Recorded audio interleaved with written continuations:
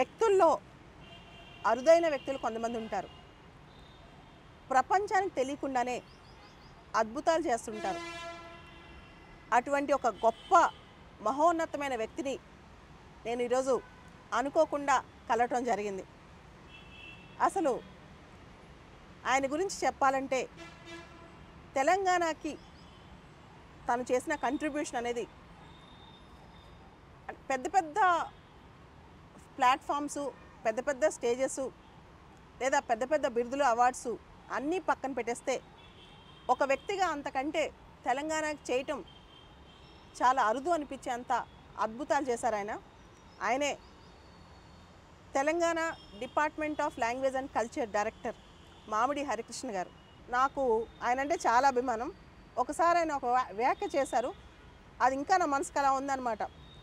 సింహం తన కథ తను చెప్పుకోకపోతే వేటగాడి చెప్పిన కథే చరిత్ర అవుతుంది అని చెప్పి, మన కథని మనం చెప్పుకోకపోతే చరిత్రలో ఏం మిగులుతుంది? ఎవరో చెప్పిన కథ మన కథగా మిగిలిపోతుంది. తెలంగాణ సంస్కృతి, కళలు, డాన్సులు, మ్యూజిక్, ఇలా చాలా అంశాలు తెలంగాణ యువతకి తెలియాలంటే అసలు దానికి సంబంధించిన పుస్తకాలు మన దగ్గర ఉన్నాయి. అవన్నీ యువతకి వెళ్తే వాళ్ళు రాసే ప్రతి ఎగ్జామ్ వాళ్ళకి తేలికైపోతుంది. తెలంగాణకు సంబంధించి యువత దగ్గర నుంచి రాష్ట్రం అసలు తెలంగాణ సంస్కృతి ఏంటి అని తెలుసుకోవాలనుకుంటుంది. కాబట్టి యువత తెలుసుకుంటేనే రాష్ట్రానికి కూడా మేలు జరుగుతుంది. ఆ రాష్ట్రానికి సంబంధించిన పండగలు, రాష్ట్రానికి సంబంధించిన రచనలు, రాష్ట్రానికి సంబంధించిన గొప్ప వ్యక్తులు అందరి మీద మనకు పుస్తకాలు ఉన్నాయి. చూస్తుంటే ఇన్ని పుస్తకాలు ఒక వ్యక్తి ఎలా రాపిచ్చారు, ఇన్ని పుస్తకాల వెనకాల ఒక వ్యక్తి ఎలా ఉన్నారని చెప్పి నేను ఆశ్చర్యపోతున్నాను. సో ఇప్పుడు మీకు కొన్ని పుస్తకాలని, ఇక్కడున్న మహాసముద్రంలో అన్ని పుస్తకాలని పరిచయం చేయలేను, కానీ కొన్ని అంశాలు మనకి పరీక్షకి ఇంపార్టెంట్ వచ్చిన అంశాలు, టీఎస్పీఎస్సీ గ్రూప్ 1 సిలబస్లో చాలా ముఖ్యమైన అంశాలు సంబంధించిన పుస్తకాలు ఉన్నాయి. వాటి మీద హరికృష్ణ గారిని అడిగి తెలుసుకుందాం. సార్ నమస్తే అండి. నమస్తే బాలలత గారు. సార్ ఒక్కొక్క పుస్తకం తీద్దాం. ఇది తెలంగాణ బోనాలు, తెలంగాణకు సంబంధించి బోనాలు పండుగకు సంబంధించిన పుస్తకం ఇది. అయితే తెలంగాణలో బోనాలు అనేది state festival. Bathukamma state festival ఎలానో బోనాలు కూడా స్టేట్ ఫెస్టివల్. అసలు బోనాలు పండగ అనేది మనం గమనిస్తే ప్రకృతికి చాలా దగ్గరున్న పండగ. ఇండస్ వ్యాలీ సివిలైజేషన్లో అమ్మ తల్లిని, మదర్ గార్డెనెస్ ఎలా కొలుస్తామో ఆ కల్చర్ నుంచే ఇది మనం డ్రా చేసుకున్నాం. అప్పటి నుంచి కాన్సెప్ట్ అనేది ఉందన్నమాట. హరికృష్ణ సార్ని అడిగి మనం బోనాలు పండగ, దానికి సంబంధించిన క్వశ్చన్స్, ముఖ్యంగా తెలంగాణ యువత ఏం తెలుసుకోవాలి, దీనికి సంబంధించిన ఇంపార్టెంట్ టాపిక్స్ తెలుసుకుందాం. సరే అయితే అమ్మ, ఇప్పుడు ఏంటంటే బోనాల పండుగ, దీంట్లో మెయిన్గా ఇప్పుడు టీఎస్పీఎస్సీకి సంబంధించిన కొన్ని విశేషాలు ఉన్నాయి కనుక యూత్, ముఖ్యంగా మీరు చెప్పిన అంశాల్లో యూత్ తెలుసుకోవాల్సిన విషయాలు. తెలంగాణ అంటేనే రిచ్ కల్చరల్ హెరిటేజ్ ఉన్న నేల, కాకపోతే విస్తృతమైన చరిత్ర ఉంది. అంటే ఎక్కువగా దీనివైపు ఫోకస్ చేయబడలేదు. అంటే ఉమ్మడి వ్యవస్థ ఉండడం వల్ల కావచ్చు, వేరు వేరు కారణాల వల్ల. కానీ తెలంగాణ రాష్ట్రం అవతరించడానికి ముందు, ఉద్యమ కాలంలో, తెలంగాణ రాష్ట్రం అవతరించిన తర్వాత department of language and culture ద్వారా విస్తృతమైన రీసెర్చ్, పరిశోధన చేస్తూ తెలంగాణ పండుగలు, సంస్కృతి, సంప్రదాయాలు, ఆచారాలు, వ్యవహారాలు, కట్టుబాట్లు, కళారూపాలు, జానపద కళారూపాలు, గిరిజన కళారూపాలు, హైదరాబాదీ దక్కని కళారూపాలు, అలాగే వాటితో పాటు రచనలు, సాహిత్యము, ఈ విషయాలన్నిటి పట్ల ఒక నిర్దిష్టంగా, ప్రామాణికంగా, చాలా అద్భుతంగా పుస్తకాలు రచన చేసి వాటిని గ్రంథస్థం కూడా చేయడం జరిగింది. సో దానివల్ల ఏంటంటే భవిష్యత్ తరాలకు అందుబాటులో అవుతుందని ఒకటి. రెండవ అంశం ఏంటంటే సమకాలీనంగా యూత్కి, పర్టికులర్లీ కాంపిటేటివ్ ఎగ్జామ్స్కి ప్రిపేర్ అవుతున్న యూత్కి తెలంగాణ పట్ల ఒక సోయిని క్రియేట్ చేయడం ఒకటి. రెండవది ఏంటంటే తెలంగాణకు సంబంధించిన వైవిధ్యతని, అంటే భారతదేశ జాగ్రఫీలో అలాగే క్లైమేటిక్ కండిషన్స్లో ఎంతైతే వైవిధ్యత ఉందో తెలంగాణకి, అలాగే సాంస్కృతికంగా, సాహిత్యపరంగా, కళల పరంగా ఏ విధంగా వైవిధ్యత ఉంది అనే అంశాలని చెప్పడం కోసమనే ఈ పుస్తకాలన్నీ కూడా వేయడం జరిగింది. సో వాటిలో ఒకటి మీరు అడిగిన ప్రశ్నకి నేను సమాధానం చెప్తాను. దీనిలో బోనాలు పండుగ అనేది మనకు అనూచానంగా వస్తున్నటువంటి అత్యంత అద్భుతమైన జీవన సంస్కృతి తెలంగాణలో ఉంది. హైదరాబాద్ జంట నగరాల్లోనే కాకుండా ప్రతి గ్రామంలో, వీధిన, వాడవాడన ప్రతి సంస్కృతిలో వైశాఖ మాసంలో చేస్తారు. తర్వాత ఇక్కడేమో ఆషాఢ మాసంలో హైదరాబాద్ జంట నగరాల్లో చేస్తారు. సో అది ఎంత అద్భుతంగా ఉంటుందంటే అమ్మ తల్లి ఆరాధనకు సంబంధించిన ఎక్స్టెన్షన్ ఇది. అంటే మనం ఆంథ్రోపాలజికల్ స్టడీస్లో చూసుకున్నా, లేదా సోషలాజికల్ అప్రోచ్లో తీసుకున్నా, మొదటి సమాజాలన్నీ కూడా మనకు మాతృస్వామిక సమాజాలే. ఆ మాతృస్వామిక సమాజాల సంస్కృతులు ఏంటంటే వాటిని కొనసాగింపుగా మాతృదేవత ఆరాధన ఉండేది, అంటే మదర్ గాడెస్ వర్షిప్. ఆ మదర్ గాడెస్ వర్షిప్ అనేది ద్రవిడియన్ కల్చర్లో చాలా ప్రస్ఫుటంగా కనిపించే అంశం. అందుకే మనకు తమిళ కల్చర్లో కానీ మలయాళం కల్చర్లో కానీ ఆ మెట్రియార్కల్ సొసైటీస్, మెట్రియార్కల్ వర్షిప్స్ అనేవి మనకు కనిపిస్తాయి. సో దానికి కొనసాగింపుగానే తెలంగాణలో కూడా ఈ మదర్ గాడెస్ వర్షిప్ ఉంది. దానికి ఏంటంటే అమ్మ తల్లులు ఇండస్ వ్యాలీ సివిలైజేషన్లో ఇద్దరు ఆరాధన చేసేవారు. ఒకరు పశుపతి అయితే మరొకరు అమ్మ తల్లి. సో ఆ అమ్మ తల్లి ఆరాధనకు కొనసాగింపుగా తెలంగాణ ప్రాంతంలో వాడుకలో వేడుకలో ఉన్నది మనకు బోనాల పండుగ. బోనాలు అనేది ఏంటంటే బోనం అంటే ఆహారం, భోజనము, బోనము అట్లా వచ్చింది. సో ఏంటంటే మనకు చిన్న కామన్ కంటెన్షన్ ఏంటంటే ఆదిమ మానవుడి కాలంలో కానీ ఇప్పుడు ఆధునిక మానవుడి కాలంలో కానీ ఎవరు సంతృప్తి పడతారంటే కడుపు నిండా సుష్టిగా భోజనం పెడితే సంతృప్తి పడతారనేది కామన్ కాన్సెప్ట్. సో అలాగే దేవత కూడా సంతృప్తి పడాలంటే మనం బోనం పెడితే దేవత సంతృప్తి పడుతుంది. సంతృప్తి పడి మన పిల్లల్ని, పాపల్ని, మన పశుపక్షాదులన్నింటినీ రక్షిస్తుందనే ఒకే ఒక్క నమ్మకం, విశ్వాసం నుంచే ఆ బోనాల పండుగ అనేది వచ్చింది. సో దాని బోనం పండుగలో ఉండే సంస్కృతి ఏంటి, సంప్రదాయాలు ఏంటి, ఆచారాలు ఏంటి, రీతులు ఏంటి, రివాజులు ఏంటి అనేది ఈ పుస్తకంలో చేయడం జరిగింది. సో ఈ పుస్తకంలో దీంతో పాటు ఏంటంటే దీంట్లో ప్రధాన అంశం ఏంటంటే పలార బండ్లను ఉంటాయి, బలి ఇచ్చే విధానం ఉంటుంది.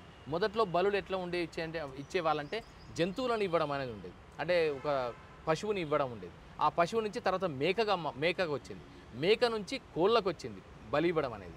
ఆ కోడి నుంచి ఇప్పుడు ఆనిక్కాయలతోని చేస్తారు. అంటే సింప్లిఫై అవుతూ వచ్చింది, కాలక్రమం లోపల సింప్లిఫై అవుతూ వచ్చింది. ఈ సంస్కృతి మనకు 200-300 సంవత్సరాల కాలం నుంచి కూడా కనిపిస్తుంది. గోల్కొండ టెంపుల్ నుంచి మొదలవుతుంది. జగదాంబ టెంపుల్ అని ఉంటుంది, గోల్కొండ కోటలో ఉంది. అంటే 14వ శతాబ్దంలో గోల్కొండ కోట కడితే ఆ గోల్కొండ కోట కట్టిన కాలం నుంచే జగదాంబని ఆరాధించే విధానం, అంటే అమ్మతల్లిని ఆరాధించే విధానం ఉందని మనకు తెలుస్తుంది. ఇక ఉజ్జయిని మహంకాళి టెంపుల్ అనేది సికింద్రాబాద్ది, అది ఒక 150 సంవత్సరాలు 200 సంవత్సరాల కాలం నుంచి జరుగుతుంది. సో ఇలా బోనాలు అనేది తెలంగాణ జనజీవన సంస్కృతిలో అంతర్భాగంగా ఉండిపోయింది. విద్యార్థులకు, అభ్యర్థులకు కఠినమైన ప్రశ్న దీనిలో వస్తుంది అంటే ఎటువంటి ప్రశ్న రావచ్చు? దీనివల్ల ఎటువంటి ప్రశ్న అంటే దీంట్లో ప్రధానంగా ఇది ఎప్పుడు ఈ స్టేట్ ఫెస్టివల్గా ప్రకటించారన్నది ఒకటి వచ్చే అవకాశం ఉంది. సో స్టేట్ ఫెస్టివల్ ఎప్పుడు ప్రకటించారని చెప్పడానికి మేము జీవోను కూడా దీంట్లో మెన్షన్ చేయడం జరిగింది. ఈ పుస్తకంలో ప్రత్యేకంగా జీవో కూడా మెన్షన్ చేయడం జరిగింది. ఈ పుస్తకంలో ప్రత్యేకంగా జీవోను కూడా మెన్షన్ చేయడం జరిగిందనమాట. బోనాల పండుగ మీద కంప్లీట్ ఇన్ఫర్మేషన్ ఒక చిన్న పుస్తకం, తెలంగాణ బోనాలు. ఇది జీఓఎంఎస్ నెంబర్ 5, జీఓఎంఎస్ నెంబర్ 5 26/6/2014లో తెలంగాణ గవర్నమెంట్ మొట్టమొదటిసారిగా తెలంగాణ వచ్చిన కొత్తలోనే 26వ తారీఖు అంటే 2వ జూన్లో తెలంగాణ రాష్ట్రం ఆవిర్భవిస్తే 22 రోజుల్లోనే 24 రోజుల్లోనే మొదటి జీవోని ఇస్తూ, అంటే తొలినాళ్ళలో జీవో ఇస్తూ ఆ జీవోలో బోనాల పండుగని రాష్ట్ర పండుగ ప్రకటించడం జరిగింది. ఇది ఆషాఢ మాసంలో వస్తుంది కనుక. సార్ జనరల్గా లాల్ దర్వాజా లష్కర్ బోనాలు అంటారు కదా. అవునవును. ఎందుకు అలా అంటారు సార్? అంటే లాల్ దర్వాజా లష్కర్ బోనాలు అంటే ఇప్పుడు మన సికింద్రాబాద్ ప్రాంతం అంతా లష్కర్ అనేది అప్పుడు ప్రాంతం, అంటే కంటోన్మెంట్ ఏరియా లష్కర్ ప్రాంతం అనేవాళ్ళు. ఇప్పుడు నిజాం కాలంలో లాల్ దర్వాజా అనేది సింహవాహిని అని ఉంది, ఓల్డ్ సిటీలో ఉంటుంది. అది అక్కడే అక్కన్న మాదన టెంపుల్స్ కూడా ఉన్నాయి, అక్కడ కూడా చాలా అద్భుతంగా జరుగుతుంది. అక్కన్న మాదన అంటే గోల్కొండ కోటలో రాజ్యమేలిన రాజులకి అక్కన్న మాదనలు మంత్రులుగా ఉన్నారు. వాళ్ళు ప్రధానంగా పాలసీ మేకర్స్, వాళ్ళంతా రామదాసుకి బంధువులు, భక్త రామదాసుకి బంధువులు. వారు భక్త అబుల్ హసన్ తానిషా టైంలో అన్నమాట. సో అయితే ఆ అక్కన్న మాదన టెంపుల్స్ కూడా ఓల్డ్ సిటీలో ఇప్పటికీ ఉన్నాయి. అక్కడ కూడా ఈ బోనాల పండుగ జరుగుతుంది. ఆ పక్కన కొంచెం దూరంలో ఉండేది లాల్ దర్వాజా ఏరియా అంటారు. ఆ లాల్ దర్వాజా ఏరియాలో ఈ సింహవాహిని, దాంట్లో ఉండే అమ్మవారి పేరు సింహవాహిని, ఆ సింహవాహిని బోనాలు కూడా జరుగుతాయి. సో ఇలా అంటే హైదరాబాద్ ప్రాంతం, అలాగే తర్వాత మాసంలో నెక్స్ట్ మాసంలో మొత్తం రాష్ట్రం అంతటా కూడా ఊరున ఈ బోనాల పండుగలు జరుగుతాయి. సో ఇది ఒకటి దానికి సంబంధించిన సమగ్ర సమాచారాన్ని ఇవ్వగలిగిన ఒక పుస్తకం. సూపర్ సార్, అద్భుతం. ఇది ఒక అద్భుతం. తెలంగాణ ప్రభుత్వం భాషా సాంస్కృతిక శాఖ వాళ్ళ బతుకమ్మ పాటల మీద ప్రత్యేకమైన పుస్తకం. తెలంగాణ అంటేనే బతుకమ్మ, బతుకమ్మ అంటేనే తెలంగాణ. దసరా పండుగ టైంలో వచ్చే ఈ బతుకమ్మ ఫెస్టివల్ మనం చూస్తే పూలతో పళ్ళతో మహిళలు అందంగా అలంకరించుకుని బతుకమ్మ పాటలు వేస్తూ రకరకాల డాన్సులు చేస్తూ తీసుకెళ్తుంటారు. తెలంగాణ కల్చర్ అనేది బతుకమ్మలో మనకు చాలా బాగా కనిపిస్తుంది అనమాట. సో అసలు బతుకమ్మ అనే కాన్సెప్ట్ తెలంగాణలో వాడపల్లి శాసనం, బ్రతకేశ్వర శాసనం అని కూడా అంటారు దీన్ని. అప్పటి నుంచి ఈ ఐడియా అనేది అక్కడ ఉందంట శాసనం దగ్గర.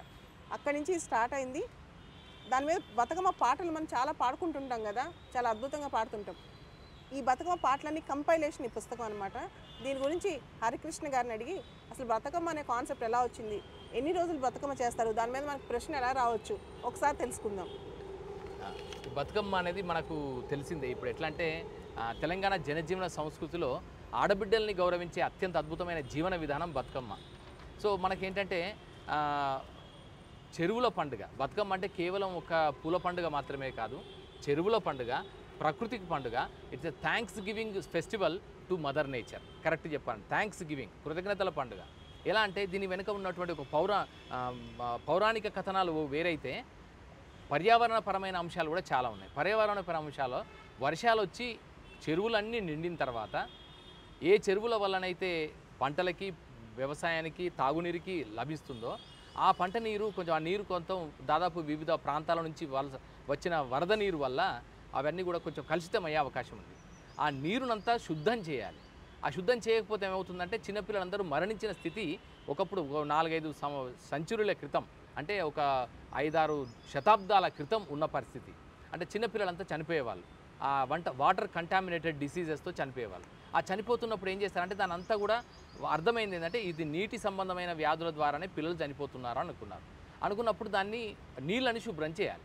నీళ్ళు ఇప్పుడే మనకంటే క్లోరినేషన్ అని ఉంది, లేకపోతే ఇంకా ఎయిర్ ఫిల్టర్స్ అని, ఇవన్నీ చాలా ఇప్పుడు టెక్నాలజీ వచ్చింది. కానీ ఒక 500 సంవత్సరాల క్రితం అలాంటి ఏది లేని సందర్భంలో అప్పుడు ఏం చేశారంటే సామూహికంగా ప్రజలందరూ కూడా, ఒకరు కాదు అందరూ చేస్తే తప్ప జరగని పని పరిశుద్ధం అనేది, నీళ్ళని శుద్ధి చేయడం అనేది. సో దానికోసం ఏం చేశారంటే నేచురల్ మెథడ్స్లో ఏంటంటే వైల్డ్ ఫ్లవర్స్, అంటే తంగేడు పువ్వు కానీ, గుమ్మడి పువ్వు కానీ, ఇలా బీర పువ్వు కానీ, ఇలాంటి ఫ్లవర్స్లో ఉండే పుప్పొడి ఉంటుంది.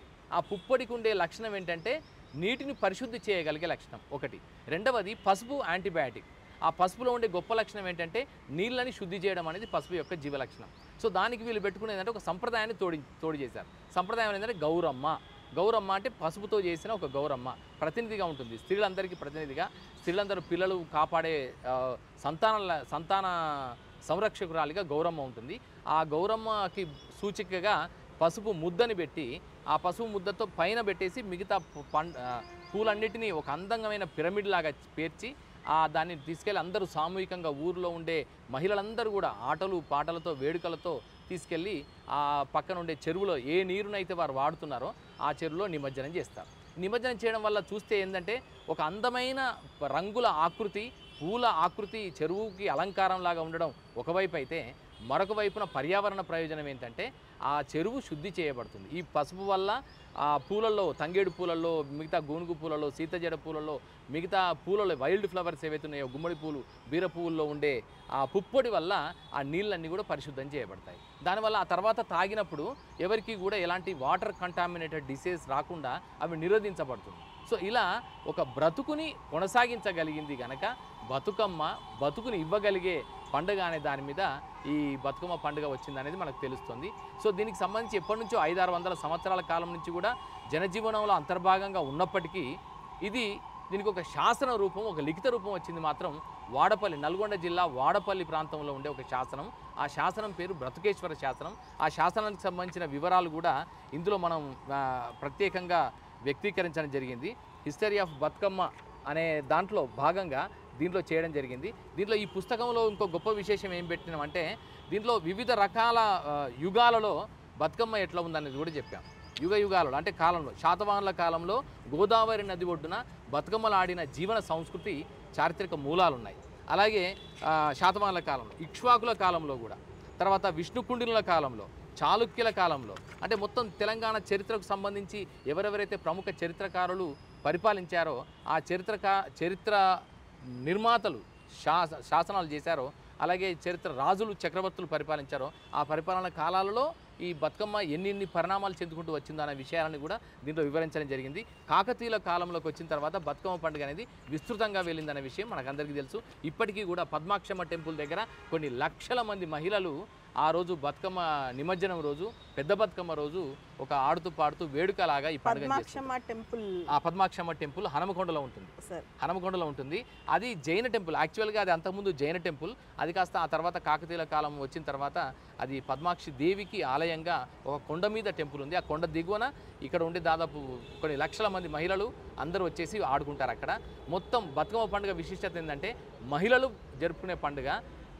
భారతదేశం మొత్తం మీద అత్యధిక సంఖ్యాక మహిళలు వేర్వేరు ప్రాంతాలలో ఒకే రోజు జరుపుకునే అత్యధిక పెద్ద పండుగ అంటుంటే అది బతుకమ్మ పండుగ.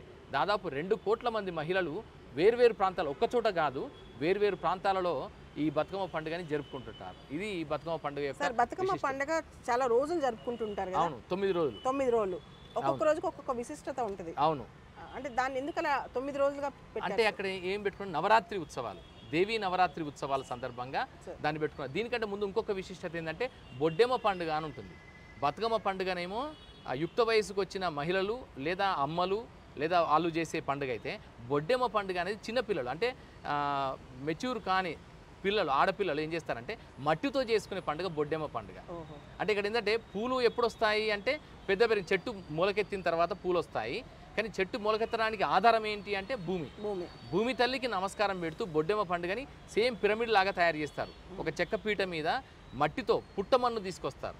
అంటే ఒరిజినల్ మట్టి తీసుకొచ్చి ఆ మట్టితో పిరమిడ్ ఆకృతిలో తయారు చేసి దాంట్లో పూలని గుచ్చి అంటే పూలని అలంకరించి ఆ బొడ్డెమ్మ చుట్టూ ఆడపిల్లలు, చిన్న పిల్లలు అంటే అంటే ప్యూబర్టీ అంటే మెచ్యూర్ కాని పిల్లలు ఎవరైతే ఉన్నారో ఆ పిల్లలందరూ కూడా ఆ 9 రోజుల పాటు చేస్తారు. అంటే ఇది కరెక్ట్గా చెప్పాలంటే బతుకమ్మ పండుగ మొత్తం 9 + 9 అంటే దాదాపు 18 రోజుల పండుగ యాక్చువల్గా. కానీ కాలక్రమంలో బొడ్డెమ్మ పండుగ అనేది కొన్ని ప్రాంతాలకు పరిమితం అయిపోయింది. ఇప్పుడు బతుకమ్మ పండుగ మాత్రం 9 రోజుల పాటు చాలా అద్భుతంగా జరుగుతూ వస్తుంది.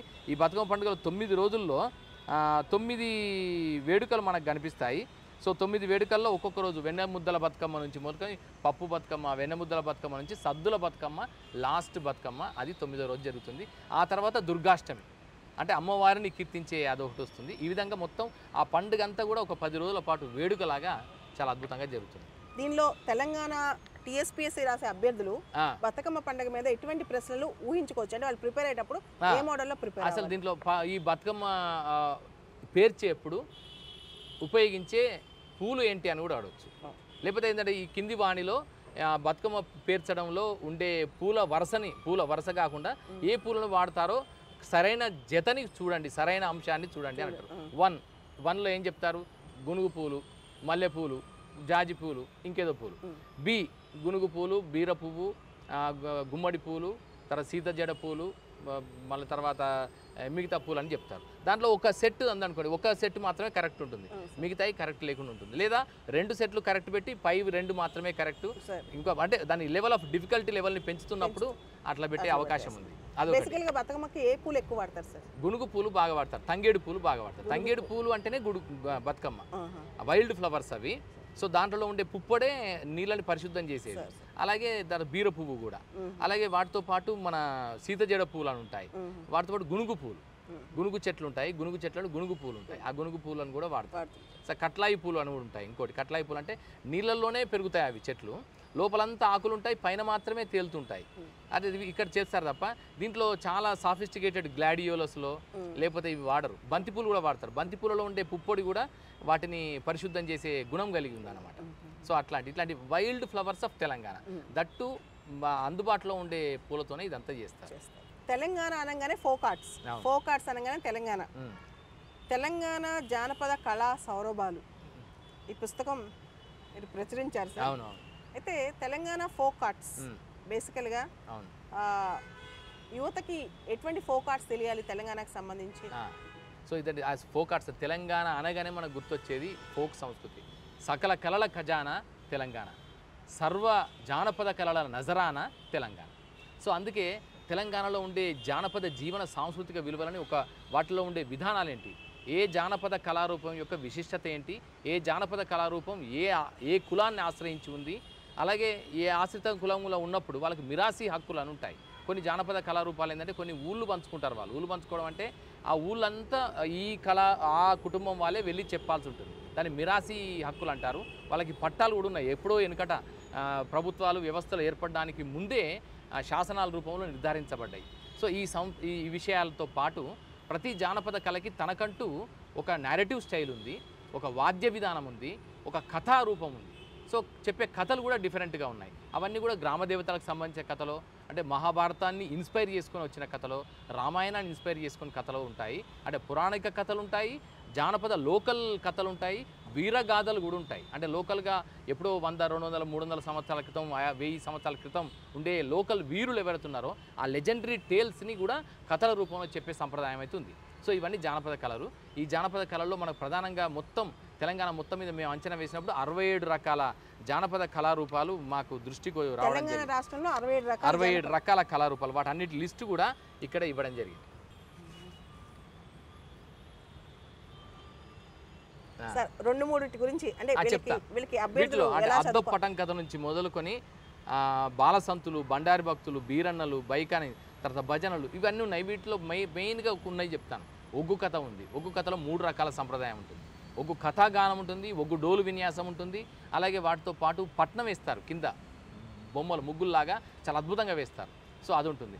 తర్వాత ఇంకొకటి ఏంటంటే మనకి బైండ్ల కథలు ఉన్నాయి, తర్వాత పటం కథలు ఉన్నాయి, వీటితో పాటు హరికథ, బుర్రకథ ఇవి ఉన్నాయి. గిరిజన కళారూపాల్లో కొమ్ముకోయ, గుస్సాడి, లంబాడి, బంజారా, చెంచు ఇవన్నీ ఉన్నాయి, యానాదులు ఇవన్నీ ఉన్నాయి.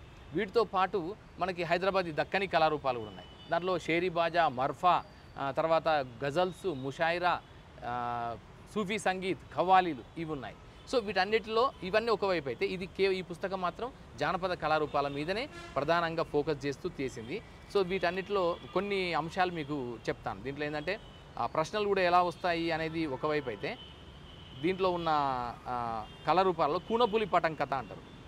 ఇవి ఏ కులాన్ని ఆశ్రయించు ప్రశ్నలు కూడా ఎలా వచ్చే అవకాశం ఉందంటే జతపరచుము లాగా వచ్చే అవకాశం ఉంది.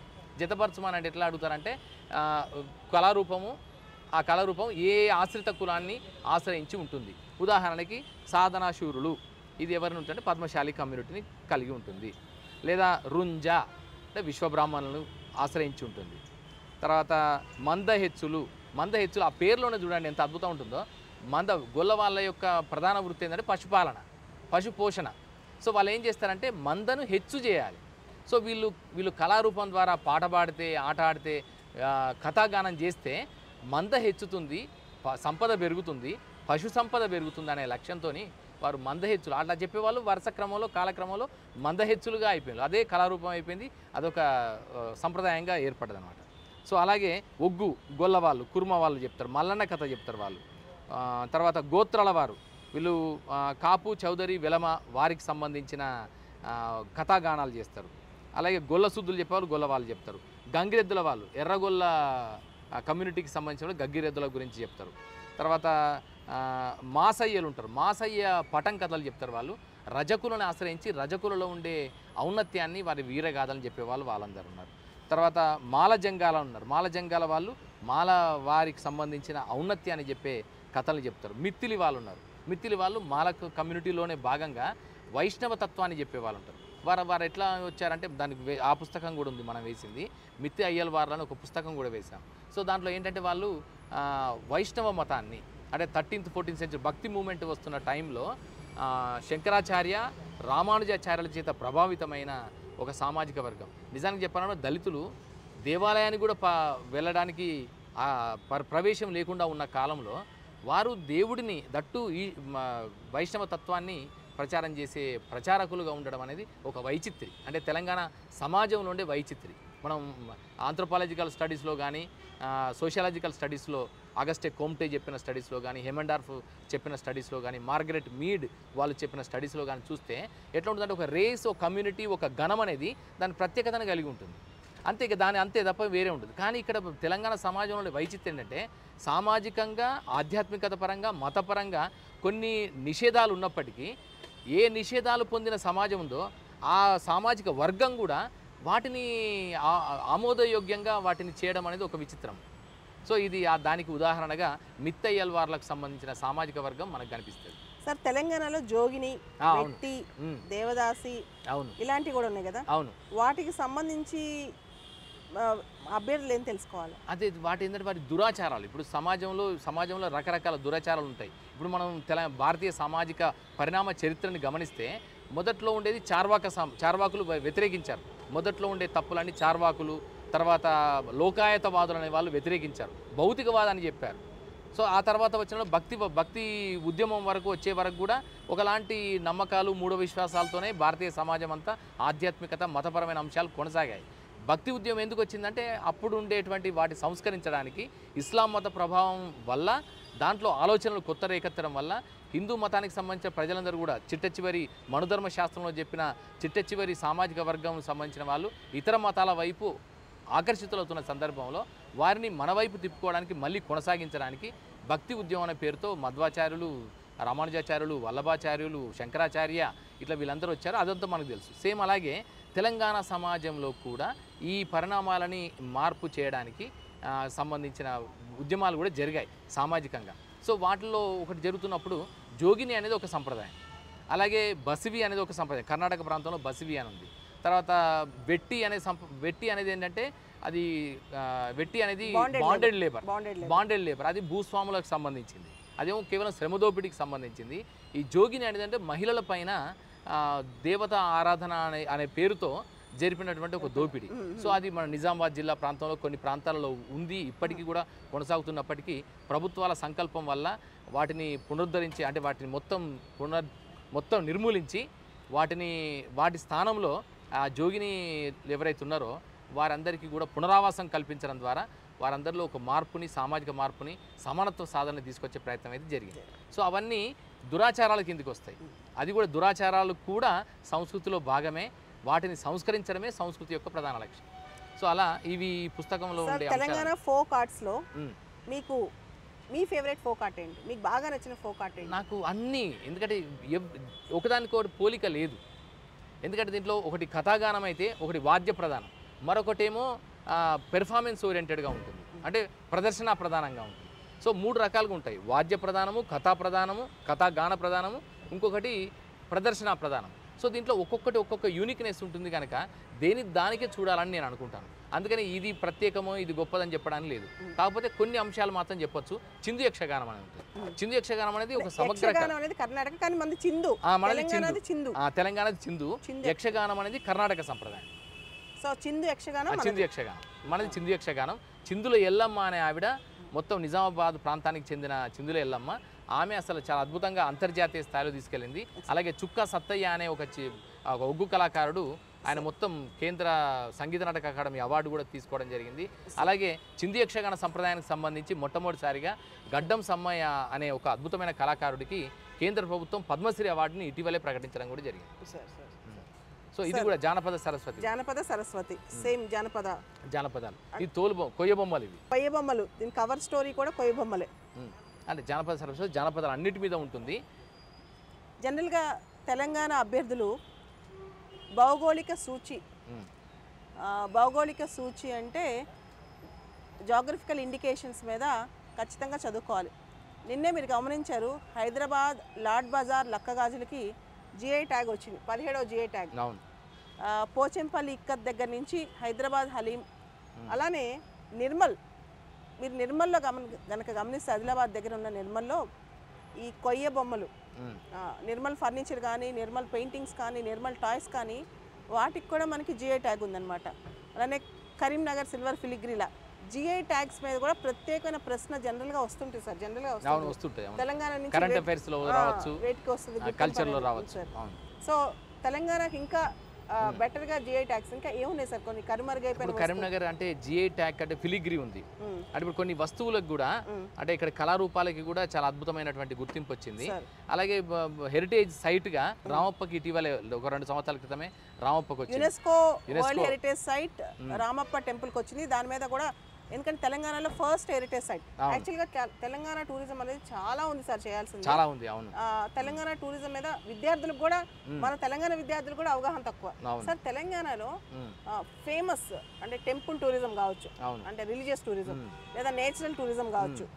తెలంగాణలో టాప్ 5 టెంపుల్స్ అంటే ఎక్కడెక్కడ ఉన్నాయి, దాని విశిష్టత ఏంటి? ఇందాక మీరు మన డిస్కషన్ లో వేములవాడ శివరాత్రి గురించి చెప్తున్నారు. ఒక్కసారి అభ్యర్థులు టాప్ 5 టెంపుల్స్ లో ఫస్ట్ అంటే అలంపూర్, జోగులాంబ గద్వాలలో జోగులాంబ టెంపుల్ అష్టాదశ శక్తి పీఠాలలో ఒకటి. సార్ ఆలంపూర్ నవబ్రహ్మ ఆలయాలు పుష్కర్ తర్వాత, అంటే రాజస్థాన్లో పుష్కర్ తర్వాత బ్రహ్మకంటూ ఆలయం ఉన్నది మళ్ళీ మన దగ్గరే, అక్కడే ఆలంపూర్ నవగ్రహ ఆలయాలు. సార్ తర్వాత కాకతీయుల కాలం నాటి ఇవి వస్తాయి, ఇవి మన 1000 పిల్లర్స్ టెంపుల్. సార్ అలాగే రామప్ప టెంపుల్ ఒకటి ఉంటుంది. సార్ తర్వాత కొలనుపాకలో జైన్ ఆలయం ఉంది, సార్ కొలనుపాకలో జైన్ ఆలయం. జైనాలయం. తర్వాత నేలకొండపల్లిలో ఒక అత్యంత అద్భుతమైన బౌద్ధ అది విశిష్టతకు సంబంధించింది ఉంది సార్. సార్. అలాగే తర్వాత నెక్స్ట్ మనకి ఇటువైపున నాగార్జున సాగర్ ఉంది. సో నాగార్జున సాగర్ దగ్గర ఉండేవి ఇవన్నీ కూడా ఆధ్యాత్మిక పరమైనవి, ఆ టెంపుల్ టూరిజంకి సంబంధించిన అంశాలే మనకు కనిపిస్తాయి. సో అందుకని దీంట్లో 5 అనేది కష్టం చాలా, అసలు ఎన్ని ఉన్నాయి, పెద్ద విస్తృతి. ఎంత పెద్ద విస్తృతి అంటే అసలు తెలంగాణలో డిచ్పల్లిలో రామాలయం ఉంది. అలాగే ఇప్పుడు వేములవాడ టెంపుల్ ఉంది. వేములవాడ టెంపుల్లో రాజరాజేశ్వర స్వామి టెంపుల్. అటు ఆధ్యాత్మికత పరంగా, మరొక వైపున హిస్టారికల్గా కూడా దానికంటూ ప్రత్యేకత ఉంది.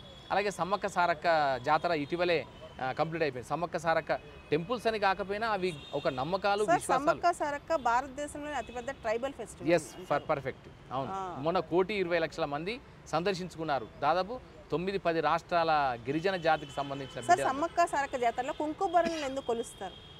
అది ప్రాతినిధ్యం. సార్ ప్రాతినిధ్యం ఎలా అంటే అప్పుడు ఇది గమ్మత్తైన విశేషం ఏంటంటే, కాకతీయుల కాలంలో వాళ్ళు కప్పం కట్టమని వెళ్ళినప్పుడు కప్పం కట్టకుండా ఉన్న ఆ ట్రైబల్ కింగ్డమ్, అది సెపరేటెడ్ ట్రైబల్ కింగ్డమ్, ఆ ట్రైబల్ కింగ్డమ్ వాళ్ళు వ్యతిరేకించి, అప్పుడుండే కాకతీయ చక్రవర్తుల్ని వ్యతిరేకించి ఎదిరించి తిరుగుబాటు చేసినప్పుడు జరిగిన పోరాట గాథ ఇది కనిపిస్తుంది. సో దీంట్లో ఏంటంటే ఆ సంప్రదాయం నమ్మకం ఏంటంటే స్త్రీలందరూ కూడా పసుపు కుంకుమలతోనే సింబాలిక్గా చెప్పుకుంటాం మనం. సో ఆ సింబాలిజంలో వచ్చిన అంశం ఏంటంటే, వీళ్ళు యుద్ధంలో జరుగుతున్నప్పుడు పగిడిద రాజు అంటే ఆయన చంపేశారు. జంపన్న వాగు, ఆ జంపన్న వాగు ఇప్పటికీ ఉంది. సో జంపన్న వాగు మీద కూడా మాకు ప్రశ్నలు రావచ్చు. జంపన్న వాగు మీద రావచ్చు, ఆ మేడారం సమ్మక్క సారక్క జాతరకు సంబంధించిన ప్రదేశాల మీద కూడా ఖచ్చితంగా ప్రశ్నలు వచ్చే అవకాశం ఉంది. దాంట్లో బెల్లంగా బంగారం అంటారు. మేడారం సమ్మక్క సారక్క జాతరలో ఉండే ప్రధానమైన సంస్కృతి ఏంటంటే, మనిషి కష్టాలు పోవాలంటే, మొక్కు తీర్చుకోవాలంటే మనిషి నిలువు దోపిడి అంటారు. కానీ ఇక్కడ ఏంటంటే మనిషి నిలువెత్తు అమ్మవారికి సమర్పించారు. తెలంగాణ గవర్నర్ గారికి కూడా నిలువెత్తు బంగారం పెట్టారు. బంగారం అంటే ఏంటంటే బెల్లమే బంగారం. సో బెల్లం ఆయన ఎన్ని కిలోలు ఉంటే అన్ని కిలోల బెల్లంని అక్కడ అమ్మవారికి సమర్పిస్తారు. గమ్మత్ ఏంటంటే ఇక్కడ ప్రతీకాత్మకత ఉండదు. ఇప్పుడు ఆంథ్రోపోమార్ఫిజం ఉంది మనకు. ఆంథ్రోపాలజీలో ఒక స్టడీస్లో ఏంటంటే టోటెమిజం అని ఉంటుంది. ఆ టోటెమిజంలో ఎట్లుంటుందంటే ఇప్పుడు నిర్దిష్టమైన రూపాలు లేని కాలానికి సంబంధించిన సంస్కృతి. సో ఆ నిర్దిష్టమైన రూపాలు అంటే మానవ ఆకృతి లేని కాలంలో ఉండే సాంస్కృతిక రూపాలు కొన్ని ఉంటాయి, టోటెమ్స్ అంటాం. సో అలాగే ఇక్కడ కూడా ఏం చేస్తారంటే ఆ అమ్మ వాళ్ళిద్దరు కూడా, అంటే ఎవరైతే సమ్మక్క సారక్క ఇద్దరు ఎవరైతే యుద్ధంలో పోరాడి ముందుకెళ్లారో ఆ ముందుకెళ్తున్న వారికి ప్రతినిధిగా వాళ్ళు వచ్చి చిలుకల గుట్టకి వెళ్ళారు. చిలుకల గుట్టకి వెళ్ళిన తర్వాత వారు ఏమైపోయారంటే వీళ్ళు వెంటబడి వెళ్ళేసరికి అక్కడ కుంకుమ వైరలు మాత్రమే ఉన్నాయి, కుంకుమలు మాత్రమే ఉన్నాయి. అక్కడ కుంకుమ అనేది ఒక ముత్తైదువతనానికి, నిండుతనానికి, ఒక స్త్రీ సంపూర్ణతకి భారతీయ తాత్విక చింతనలో సింబాలిజం అది. ఆ సింబాలిజంగానే అట్లా మిగిలిపోయాయని చెప్తారు. అందుకే ఇప్పటికీ చిలుకలమ్మ గుట్ట నుంచి వచ్చేవి అవే వస్తాయి, మళ్ళీ కుంకుమ వైరల్ని తీసుకెళ్తారు. చెట్లనే దేవతలుగా పూజించే ఒక అద్భుతమైన జీవన సంస్కృతి సమ్మక్క సారక్క జాతరలో. వనదేవతలు చెట్లకి పూజలు చేస్తారు. దానికి నిర్దిష్టమైన ఆకృతి లేదు. మానవాకృతి కానీ మిగతా త్రిమూర్తులకు ఉండే ఆకృతులు కానీ ఏవి కానీ లేవు. శివుడికి ఎట్లయితే లింగము ఎట్లయితే ఉందో అది సింబాలిక్ ఆకృతి, ఇక్కడ సమ్మక్క సారక్కలకి కూడా ఒక సింబాలిక్ ఆకృతే ఉంది తప్ప వాళ్ళకి నిర్దిష్టమైన మానవ ఆకృతి లేదు. ఇకపోతే మీరు చాలా ముద్రించారు పివి నరసింహారావు గారి పైన. పివి మన టీవీ అంటుంటాం, తెలంగాణ టీవీ అయినా. సార్ తెలంగాణ నుంచి ఇంత గొప్ప లీడర్ చాలా అరుదుగా పుడతారు. రీసెంట్గా భారత ప్రభుత్వం ఈయనకి భారత రత్న కూడా ఇచ్చింది. దాంతోపాటు చాలామంది నేటి యువతకు తెలియని విషయం ఏంటంటే, అందరూ పివి గారు రాజకీయవేత్త, పెద్ద తత్వవేత్త అన్నీ అనుకుంటారు, కానీ ఆయన గొప్ప కవి. 1000 పడగలు అనే పుస్తకాన్ని విశ్వనాథ్ సత్యనారాయణ గారు రాసిన పుస్తకాన్ని సహస్రఫణ్ అని చెప్పి హిందీలోకి అనువదించారు. జ్ఞాన్పీఠ్ అవార్డు కూడా, కేంద్ర సాహిత్య అకాడమీ అవార్డు కూడా ఈయనకు వచ్చింది. సో పివి గారి గురించి ఆయన రచనల గురించి ప్రశ్నలు వచ్చే అవకాశం ఉంది సార్. అవును పివి గారు చాలా మంచి పుస్తకాలు కూడా రాశారు. అవును మీరు కొన్ని బుక్స్ ఇక్కడ పబ్లిష్ కూడా చేశారు పివి నరసింహారావు గారి గురించి. అవును సో కొంచెం ఆయనకు సంబంధించిన అంశాలు చెప్తాను. ఇప్పుడు దీంట్లో పివి నరసింహారావు గారి సెంటినరీ సందర్భంగా తెలంగాణ గవర్నమెంట్ ఈ పుస్తకాలన్నీ కూడా కంపైల్ చేసి వేయడం జరిగింది. సో దాంట్లో ఆయన మంచి కథకుడు, యాక్చువల్గా ఆయన మంచి రచయిత, మంచి కవి. కాకతీయ పత్రిక అని ఆయన ఉన్నప్పుడు, ఆయన యంగ్ ఏజ్లో ఉన్నప్పుడు ఆ కాకతీయ పత్రికకి కవితలు కూడా రాశాడు, మంచి కథలు రాశాడు. ఆ కథల్లో ఒక అద్భుతమైన కథ ఏంటంటే గొల్ల రామవ్వ కథ. గొల్ల రామవ్వ రవీంద్ర భారతిలో చాలా రెగ్యులర్ గా నాటకం వేస్తుంటారు. నాటకం వేస్తాం, రవీంద్ర భారతిలో వేసాము, వివిధ వేదికల మీద వేసాము. మొన్న జాతీయ స్థాయి వేదికల మీద కూడా అది వేయడం జరిగింది. మొన్న భారతరత్న అవార్డు వచ్చిన సందర్భంగా గొల్ల రామవ్వ కథ, అది కథని నాటకీకరించాం. సో ఏంటంటే గొల్ల రామవ్వ కథ నైజాముల కాలం నాటి కథ. ఆ కథతో పాటు 8 కథలు రాశాడు ఆయన. ఆ 8 కథల్లోని కథలను ఇంగ్లీష్లో ట్రాన్స్లేట్ చేసి the granny and other stories అనే పేరుతో మనం పుస్తకాలుగా వేయడం జరిగింది. సో ఇది పివి నరసింహారావు గారి సెంటినరీ సందర్భంగా, శత జయంతి ఉత్సవాల సందర్భంగా ఈ పుస్తకాలన్నీ వేశాం. దీంట్లో కొన్ని పుస్తకాలు ఏంటంటే అందరికీ కూడా పివి గారి గురించి తెలియాలి, ఎందుకంటే ఆయనకి భారతరత్న రావడం ఆయన దేశం మొత్తం కొనియాడుతున్నారు ఈ రోజు. అవును, అంతేకాకుండా ఇంకో గొప్ప కంట్రిబ్యూషన్ ఏంటంటే నాకు అర్థమై, అంటే as far as economic development of India is concern, what I thought of myself is that the architects of India are 2 persons only. One is Jawaharlal Nehru and the other one is PV Narasimha Rao. ఎందుకంటే మిగతా వాళ్ళందరూ కూడా వాటిని కొనసాగించిన వాళ్ళే. Even Indira Gandhi గారు 76th amendment ద్వారా కానీ privy purses రద్దు చేయడం కానీ, తర్వాత బ్యాంకుల జాతీయీకరణ కానీ, సో ఇలాంటి వాటి ద్వారా ఒక రివల్యూషన్ తీసుకొచ్చినప్పటికీ అవన్నీ దాదాపు కొనసాగింపులే. ఏవైతే జవహర్లాల్ నెహ్రూ గారు ఏర్పాటు చేశారో వాటన్నిటి కొనసాగింపులే.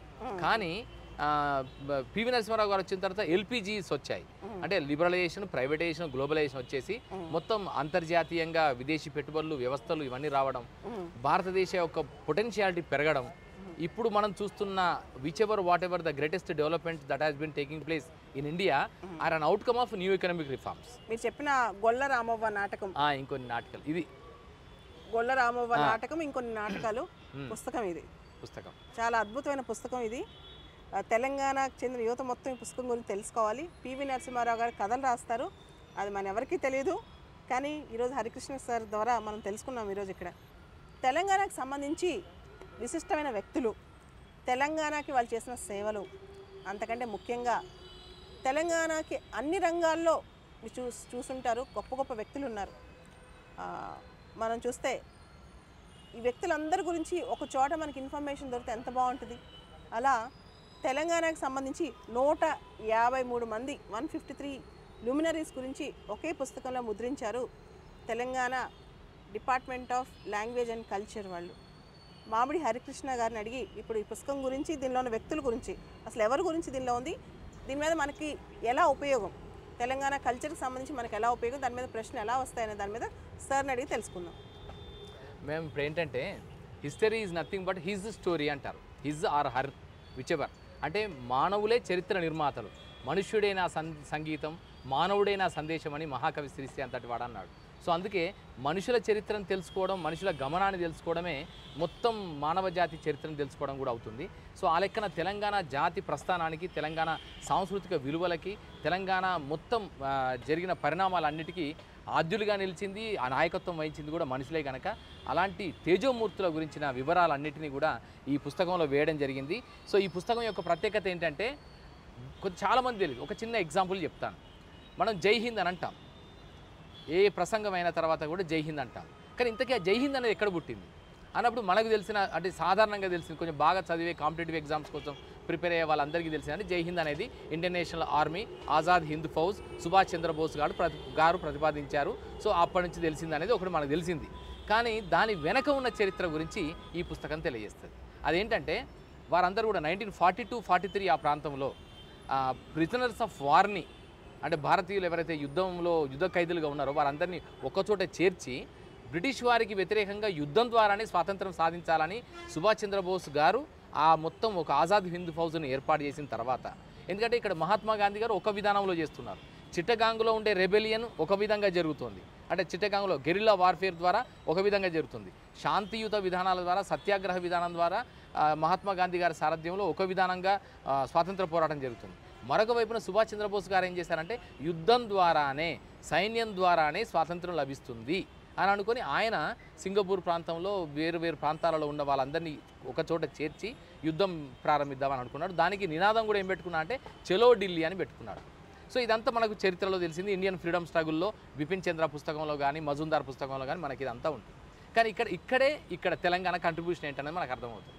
సో ఇక్కడ వాళ్ళందరూ అనుకుంటున్నప్పుడు వాళ్ళకు సాల్యుటేషన్ కావాలి, వాళ్ళకు ఒక ఉత్సాహపూరితమైన ఉత్తేజవంతమైన సాల్యుటేషన్ ఒకటి కావాలి. ఇప్పుడు అదే హిట్లర్ విషయానికి వస్తే ఆ 1936 ఆ ప్రాంతంలో మీన్ క్యాంప్ రాసినప్పుడు ఆయన హెయిల్ ద హిట్లర్ అని పెట్టేవాళ్ళు. సో వాళ్ళు పెట్టుకున్న నినాదం ఏంటంటే హెయిల్ ద హిట్లర్ అనేది హిట్లర్కి జయమగుగాక అని పెట్టుకున్నారు. అదే 1905లో భారతదేశంలో బెంగాల్ విభజన జరిగినప్పుడు మనందరిలో ఏకత్వం తీసుకురావడానికి కుల మత భాష ప్రాంతాలకు అతీతంగా భారతీయులందరిలో ఏకత్వం తీసుకురావడానికి అప్పుడు అంతకుముందు ఏముండేదంటే రామ్ రామ్ అని పలకరించేవాళ్ళు. రామ్ రామ్ ప్రాంతంలో వందే మాతరం అని వచ్చింది. బంకించంద్ర చటర్జీ రాసిన ఆ గీతం ఏదైతుందో దానిలోనే వందే మాతరం. ఎవరు ఎక్కడ కల్పించినా ఖద్దరు టోపీ, ఖద్దరు లాల్చీలు, ఖద్దరు డ్రెస్సులు, వందే మాతరం. అది salutation that shows nothing but their patriotism, their love for their own land.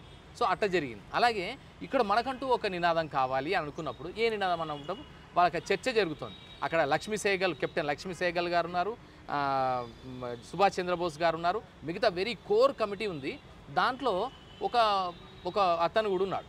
ఒక అతను నుండి వీళ్ళు ఏం చేయాలి, ఏం మనం పెట్టుకుంటే బాగుంటుంది అని ఆలోచిస్తున్నప్పుడు ఒక అతను పక్క నుండి ఆయన అన్నాడు, my dear master, may I beg your pardon అనేసరికి ఎస్ ప్లీజ్ అని ఎవరు ఎక్కడి నుంచి వచ్చిందని అటు తిరిగి ఇటు చూసేసరికి అక్కడ మూల నుంచి ఆ చీకట్లో మూల నుంచి ఒక ఆయన చెప్పేసరికి ఏంటి అనేసరికి అబిద్, ఆర్ యూ అబిద్ అనేసరికి ఎస్ ఐఎమ్ అబిద్ సార్.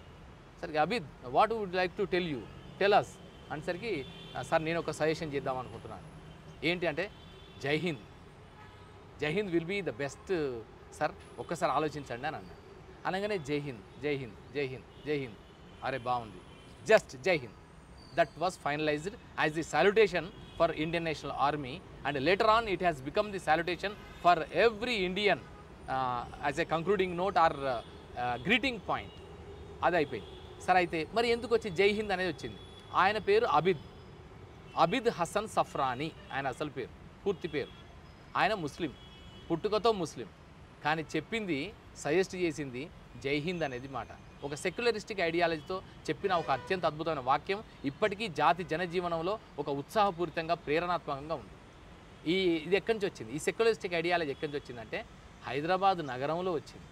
ఆయన హైదరాబాద్ వాసి అబిద్ హసన్ సఫ్రానీ హైదరాబాద్లో ఉండే ఆ హిందూ ముస్లిం తెహజీబ్ ఏదైతుందో అది గంగా జమునా తెహజీబ్. దీన్ని 1921లో మహాత్మా గాంధీ గారు ఇక్కడికి వచ్చినప్పుడు హైదరాబాద్ చూసి ఆశ్చర్యపోయాడు. ఒక పక్క షేర్వాణీలు, రూమీ టోపీలు, మరొక పక్క ఖద్దరు లాల్చీలు, ఖద్దరు టోపీలు, ఇవన్నీ కలగలిసి కనిపిస్తున్నాయి జనంలో.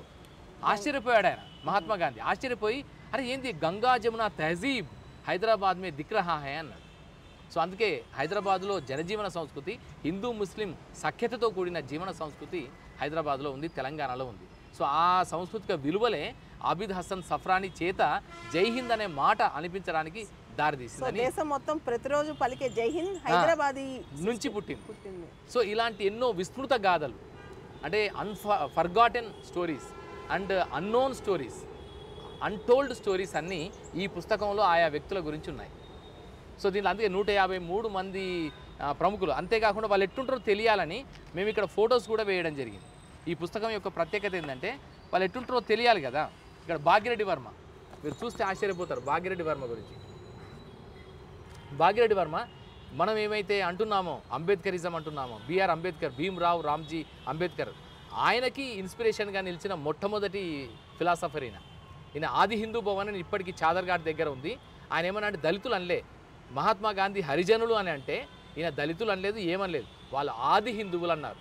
హిందూ మతంలో, హిందూ జీవన విధానంలో మొదటి మానవులు అంటూ ఉంటే దళితులే, అంటే ఎస్సీ ఎస్టీకి సంబంధించిన వాళ్ళే మొదటివారు. అందుకని ఆది హిందువులు అన్నారు. First generations of Hinduism is SC వారే అని చెప్పిన మొట్టమొదటి గొప్పవాడు భాగ్యరెడ్డి వర్మ.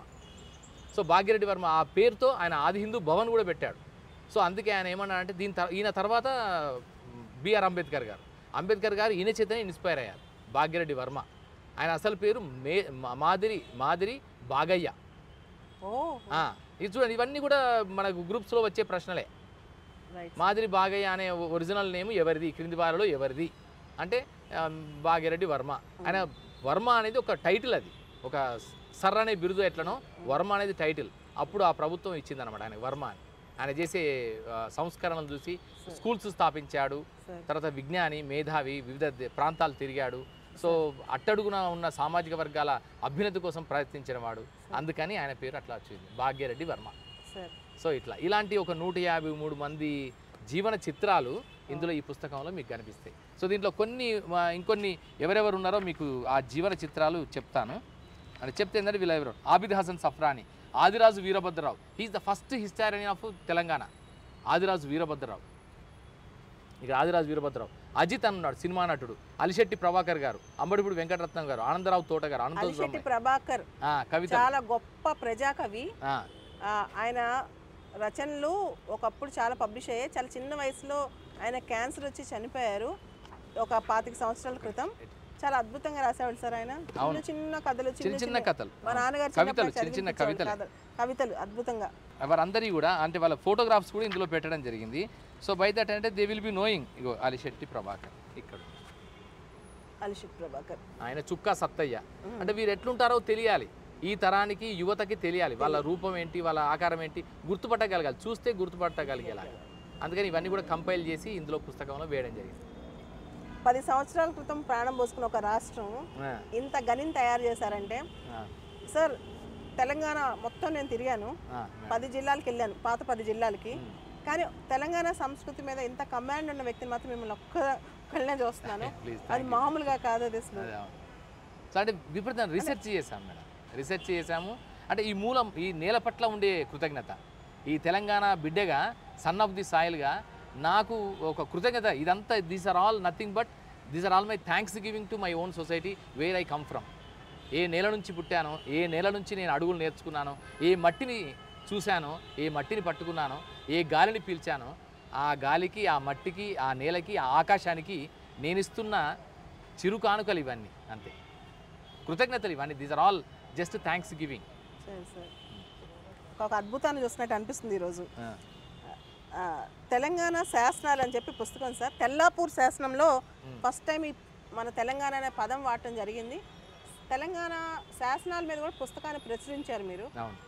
ఈ శాసనం గురించి అభ్యర్థులకి ఎక్స్ప్లెయిన్ చేస్తారు. అసలు చాలా ఇంపార్టెంట్ ఎగ్జామ్. అవును, ఎగ్జామ్కి. ఇప్పుడు మనం అందరం తెలంగాణ అనగానే ఏమనుకుంటాం అంటే త్రిలింగ దేశము అనే నుంచి పుట్టింది అనేది మనకు ఎటిమాలజికల్గా చెప్తున్నది అంశం. త్రిలింగ దేశం అంటే కాళేశ్వరము, శ్రీశైలము, ద్రాక్షారామము, శ్రీకాద్ర అని అనుకుంటాం.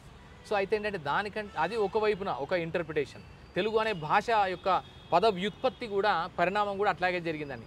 తెలంగాణము, త్రిలింగము, త్రిలింగము, త్రిలింగము, తెలుంగము, తెలుంగము, తెలంగాణము, తెలుగు అనే భాష కూడా, పదం కూడా అట్లా పుట్టిందని ఒకటి మనకు ఎటిమాలజికల్గా, ఫైలాలజికల్గా, లింగ్విస్టికల్గా చెప్తున్న విషయం.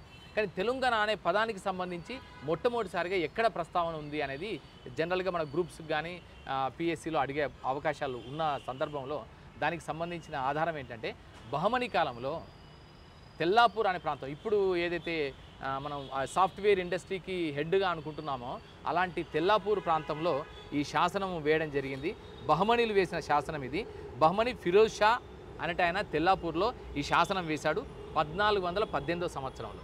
సో ఆ శాసనం యొక్క అంశాన్ని ఇక్కడ ముఖ చిత్రంగా వేయడం జరిగింది. సో ఈ శాసనంలో అన్ని అంశాలతో పాటు తెలంగాణపురం అనేది దీంట్లో మెన్షన్ చేశాడు. సో అందుకే అదే ఆధారంగా మనకు నిలిచింది. అంటే తెలంగాణకు సంబంధించిన శాసన ప్రస్తావన ఈ పుస్తకాన్ని మనం కవర్ పేజీని టచ్ చేస్తే నిజంగా శాసనాన్ని టచ్ చేసిన ఫీలింగ్ వస్తుంది. దీనిలో తెలంగాణ అనే పదము రెడ్ లెటర్స్లో రాశారు. ప్రత్యేకంగా బహమనీ సుల్తాన్ టైంలో తెల్లాపూర్ శాసనంలో ఇదంతా లిఖించబడి ఉంది అక్షరాలు అప్పట్లో. ఇంకొక విశిష్టత ఏంటంటే, ఈ పుస్తకం యొక్క విశిష్టత ఏంటంటే తెలంగాణ ప్రాంతాన్ని 624 సంవత్సరాల పాటు ముస్లింలు పరిపాలించారు. ఎప్పటి చెప్పడంలో బహమనీ కాలం నుంచి మొదలుకొని 1724లో ఆసఫ్ జాహీలు, అంతకుముందు కుతుబ్ షాహీలు, ఆ తర్వాత ఆసఫ్ జాహీ నిజాం వంశము అంతం వరకు కూడా, అంటే 1948 సెప్టెంబర్ 17 వరకు కూడా, ఈ మొత్తం లెక్కేస్తే 624 సంవత్సరాల పాటు తెలంగాణ ప్రాంతాన్ని, అంటే దక్కన్ పీఠభూమి ప్రాంతంలో తెలంగాణ ప్రాంతాన్ని ముస్లింలు పరిపాలించారు. ఈ ముస్లింలు పరిపాలించిన గమ్మత్ ఏంటంటే వాళ్ళకున్న అధికార భాషలు అప్పుడు అరబిక్, పర్షియన్, ఉర్దూ, ఈ 3 భాషలే అధికార భాషలు. అయినప్పటికీ ఆ రాజుల్లో ఆ చక్రవర్తుల్లో ఉండే పరభాష ప్రేమ కూడా ఉండింది. పరభాషా ప్రేమ వాళ్ళకి పరభాషే. మనకిక్కడ తెలుగు అనేది మనకు ప్రజల భాష, కానీ అధికార భాష వైపు నుంచి చూస్తే అది పరభాష. కానీ వారు ఏం చేశారంటే కొన్ని శాసనాలు వేయించారు, తెలుగులో శాసనాలు వేయించారు.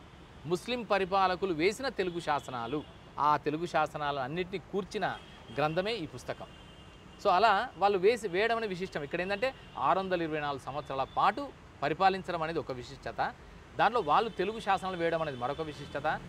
ఆఖరికి అందుకే ఎట్లయిపోయిందంటే మాలిక్ ఇబ్రహీం అనే కుతుబ్ షా రాజు కూడా మలికిబరాముడుగా అయిన పరిస్థితి ఉంది. అలాగే అద్దంకి గంగాధర కవి తపతి సంవరోనోపాఖ్యానం అని రాశాడు. అంటే వీళ్ళందరూ కూడా కొంతమంది ముస్లిం రాజులైనప్పటికీ తెలుగు సాహితీవేత్తలని, తెలుగు కవులను కూడా పోషించారు వాళ్ళు. ఆ పోషించడం వల్లనే ఆ కాలంలో అప్పుడు వారు తెలుగు గ్రంథాలు రాయడం జరిగింది. సో అలాంటి అది కూడా ఈ అంశాలు కూడా మనకు కాంపిటేటివ్ ఎగ్జామ్స్లో అడిగే అవకాశం ఉంది. సరే, తెలంగాణ రిలేటెడ్ శాసనాలు, తెలంగాణ ముస్లిం పాలకుల తెలుగు శాసనాలు అన్నమాట. సో ఈ పుస్తకం చదివితే మనకి మొత్తం ముస్లిం పాలకుల టైంలోనూ తెలుగు శాసనాల మీద మనకి ఒక అవగాహన వచ్చేస్తుంది. దీని మీద మనం ఎగ్జామ్లో ఏ బిట్ వచ్చినా ఆన్సర్ చేయొచ్చు. సార్, దీనిలో 1-2 క్వశ్చన్స్ వీళ్ళకి ఎలా రావచ్చు ఎక్స్ప్లెయిన్ చేయరా? ఫస్ట్ ఇప్పుడు దీంట్లో ఎట్లా ఉంటుంది అంటే, దీంట్లో ఇప్పుడు ఫర్ ఇన్స్టెన్స్ తెల్లాపూర్ శాసనం, తెలంగాణ గురించి ప్రస్తావించిన మొట్టమొదటి శాసనం ఏది, లేదా ఎక్కడ దొరికింది అని అడుగుతారు. దాంట్లో A Tellapur, B Kokapet, C Firozabad, D ఏదో బహదూర్పుర అలాంటివి అడిగే అవకాశం అట్లా ఉంది. ఇంకొక విధంగా ఎట్లా ఉంటుందంటే, ఈ క్రింది వానిలో కుతుబ్ షాహీల కాలంలో వేసిన శాసనాలేవి అంటే కుతుబ్ షాహీల కాలంలో వేసిన శాసనాలేవి, ఆ కింది వానిలో ఏదో ఒకటి కానిదేది లేదా జతపరచుము ఇలాంటి ప్రశ్నలు అడుగుతారు. ఇంకొకటి ఏం అడగచ్చు అంటే, బహమనీ సుల్తాన్ల కాలంలో వేసిన శాసనాలు ఈ క్రింది వానిలో ఏవి అంటే, దాంట్లో ఒకటి ఏ తెల్లాపూర్ శాసనం, దర్పల్లి శాసనం, చరిగొండ శాసనం, అండ్ ఇంకొకటి 4వది ఏంటి పెడతారు, గన్పూర్ శాసనం అని పెడతారు. సో దీంట్లో కానిదేది అన్నప్పుడు గన్పూర్ శాసనం అనేది కాకుండా పోతుంది. మిగతా 3 మాత్రం వాళ్ళు బహమనీలు వేశారు. తర్వాత బహమనీల తర్వాత కుతుబ్ షాహీలు వచ్చారు, కుతుబుద్దీన్ వాళ్ళు వచ్చారు కనుక వాళ్ళ తర్వాత కాలంలో వీళ్ళు ఉంటుంది అన్నమాట. సో అలాంటి ప్రశ్న వచ్చే అవకాశం ఉంది. తర్వాత ఇంకొకటి ఏంటంటే, ఇబ్రహీం కుతుబ్ షా కాలం నాటి శాసనాలలో ప్రసిద్ధ శాసనం ఏది అని అడిగితే దాంట్లో ఏంటంటే ఏ మాసాయిపేట శాసనము, నాగర్ కర్నూలు శాసనము, రాచకొండ శాసనము, ధర్మవరం శాసనం అని అడుగుతారు. దాంట్లో ఏది టాప్ అంటే రాచకొండ శాసనం ఇబ్రహీం కుతుబ్ షా కాలంలో ప్రసిద్ధిగాంచిన శాసనం. సో ఇలాంటిది. అలాగే అంటే చక్రవర్తుల కాలంలో వేసిన శాసనాల పరంగా కూడా చక్రవర్తులు వారు వేసిన శాసనాలు ఆ పరంగా శాసనాల్లో ఏముంది, శాసనం నెక్స్ట్ ఇంకొక దశ ఏముంటుందంటే, ఆ శాసనంలో మెన్షన్ చేసిన అంశాలు ఏంటి, ఈ శాసనమేనా కాదా, ఫలానా శాసనం ఇది దర్పల్లి శాసనము, ఈ శాసనం దీనికి సంబంధించింది, లేదా కొండాపూర్ శాసనం దీనికి సంబంధించింది, తర్వాత బయ్యారం చెరువు శాసనం దీనికి సంబంధించింది. సో ఇవి దీంట్లో ఏ అంశాలు కరెక్ట్గా కుదిరాయి, ఏవి కుదరలేదు, కానివి ఏవి అని కూడా అడిగే అవకాశాలు ఉన్నాయి. సో ఇది దీనికి సంబంధించి తెలంగాణ కుజిన్స్, తెలంగాణ టేస్ట్స్, తెలంగాణలో రుచులు.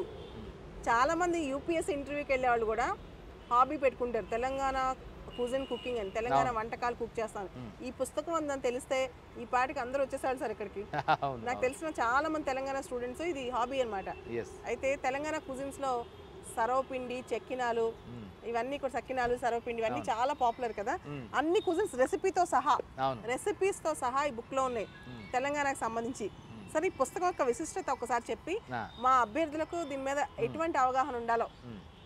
సో అందరికీ కూడా మన ఏంటంటే కల్చర్లో ప్రధాన అంశాలు ఏంటంటే ఆర్ట్ ఫామ్స్ లేదా ఆర్కిటెక్చర్, ఆర్ట్ పరమైన అంశాలు, లిటరేచర్ పరమైన అంశాలే కాకుండా food is also one of the important ingredient in identifying the culture of a country, nation or race or community. So ఆ లెక్కన తెలంగాణ అనగానే మనకు కూడా ఇప్పుడు ఇటాలియన్ ఫుడ్కి ప్రపంచవ్యాప్తంగా ప్రసిద్ధి ఉంది, అలాగే స్పానిష్ ఫుడ్కి, అలాగే భారతదేశంలో కూడా ఫుడ్కి ప్రత్యేకత ఉంది. మనకు హైదరాబాద్ అనగానే మనకు వచ్చేది ఇమ్మీడియట్ గుర్తొచ్చేది బిర్యానీ. సో బిర్యానీకి అంతర్జాతీయంగా ప్రఖ్యాతి లభించింది. అలాగే మన బ్రేక్ఫాస్ట్ అనగానే మనకు ఇట్లా పొద్దున ఉపాహారం, అల్పాహారం అనగానే మనకి ఏంటంటే ఇప్పుడున్న పద్ధతిలో ఇడ్లీ లేదా సాంబార్ లేదా ఇంకేదో సంథింగ్ వడ, దోశ ఇలాంటివి తింటాం.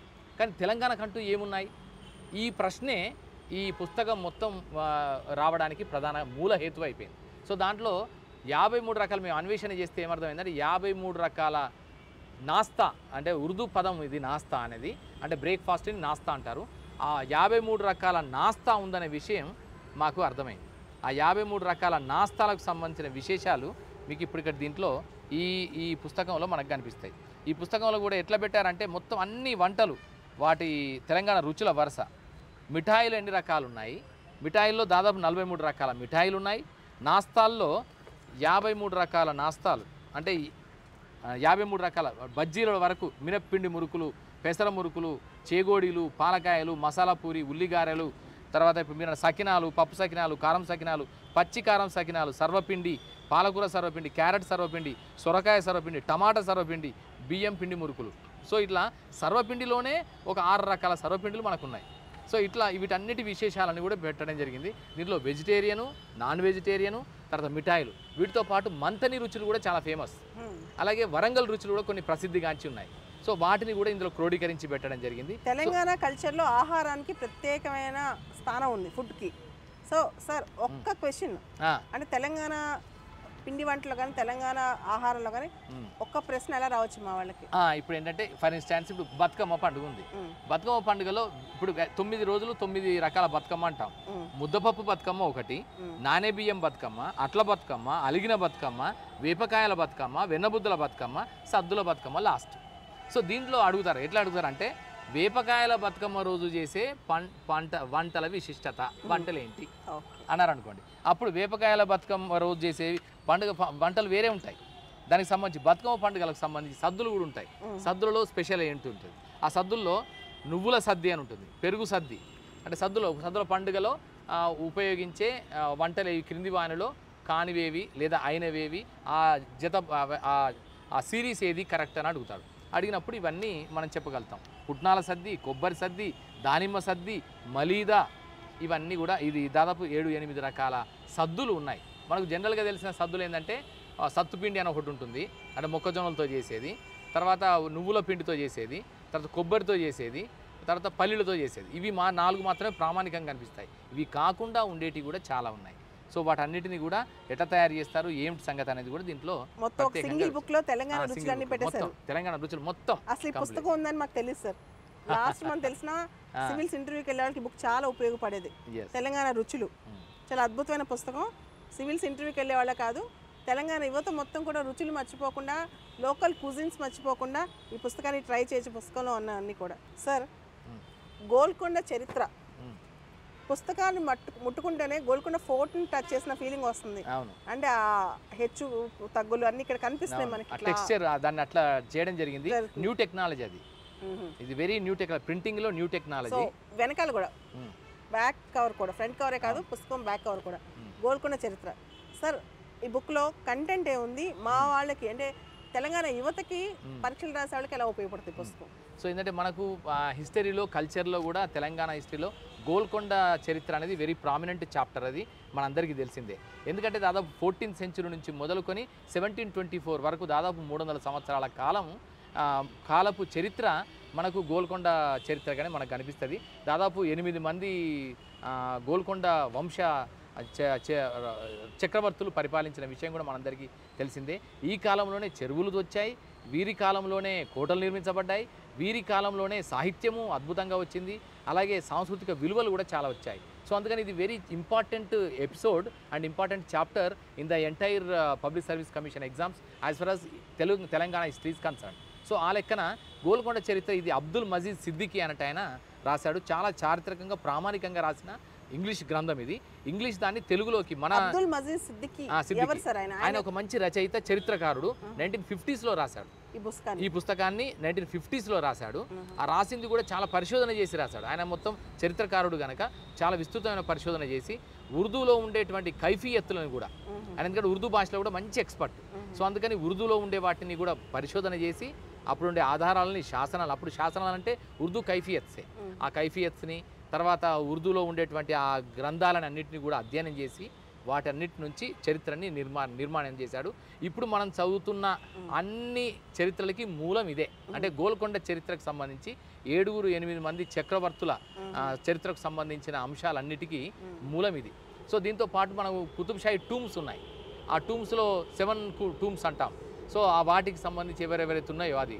తర్వాత అక్కడ ఒక మహిళా చక్రవర్తినికి సంబంధించిన అది కూడా కనిపిస్తుంది, మనకు ఒక సమాధి కనిపిస్తుంది, హయాత్ బక్షి బేగం అని.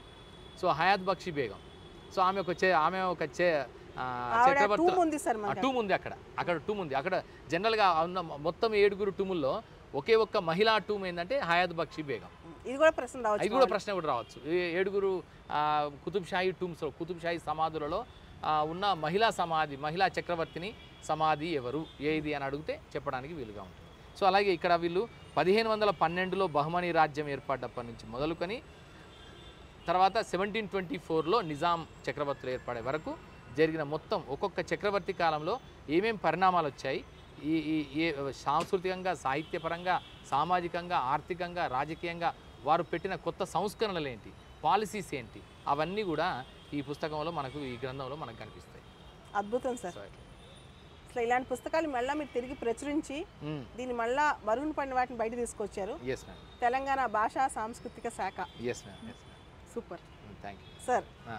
తారీఖుల్లో తెలంగాణ సార్, తెలంగాణ ఉద్యమం, అసలు తెలంగాణ ఆలోచన ఎక్కడి నుంచి వచ్చింది, ఇవన్నీ కూడా డేట్స్ ప్రకారం ఒక చోట దొరకడం చాలా కష్టం. చాలా మంది అభ్యర్థులు పాత పేపర్లు తీసుకుని కూర్చుంటా దాని పక్కనే ఉండేవాళ్ళు అనమాట. ఇక్కడ నేను చదువుతుంటే చాకలి ఐలమ్మ గారి దగ్గర నుంచి, ఇల్లుందుల సరస్వతీదేవి గారి దగ్గర నుంచి, శ్రీకృష్ణదేవరాయల ఆంధ్ర భాషా నిలయం దగ్గర నుంచి, ఆంధ్ర సారస్వత పరిషత్ దగ్గర నుంచి, కొమరం భీం వర్ధంతి దగ్గర నుంచి ఈ పుస్తకంలో లేనివంటూ ఏమీ లేవు. తారీఖుల్లో తెలంగాణ.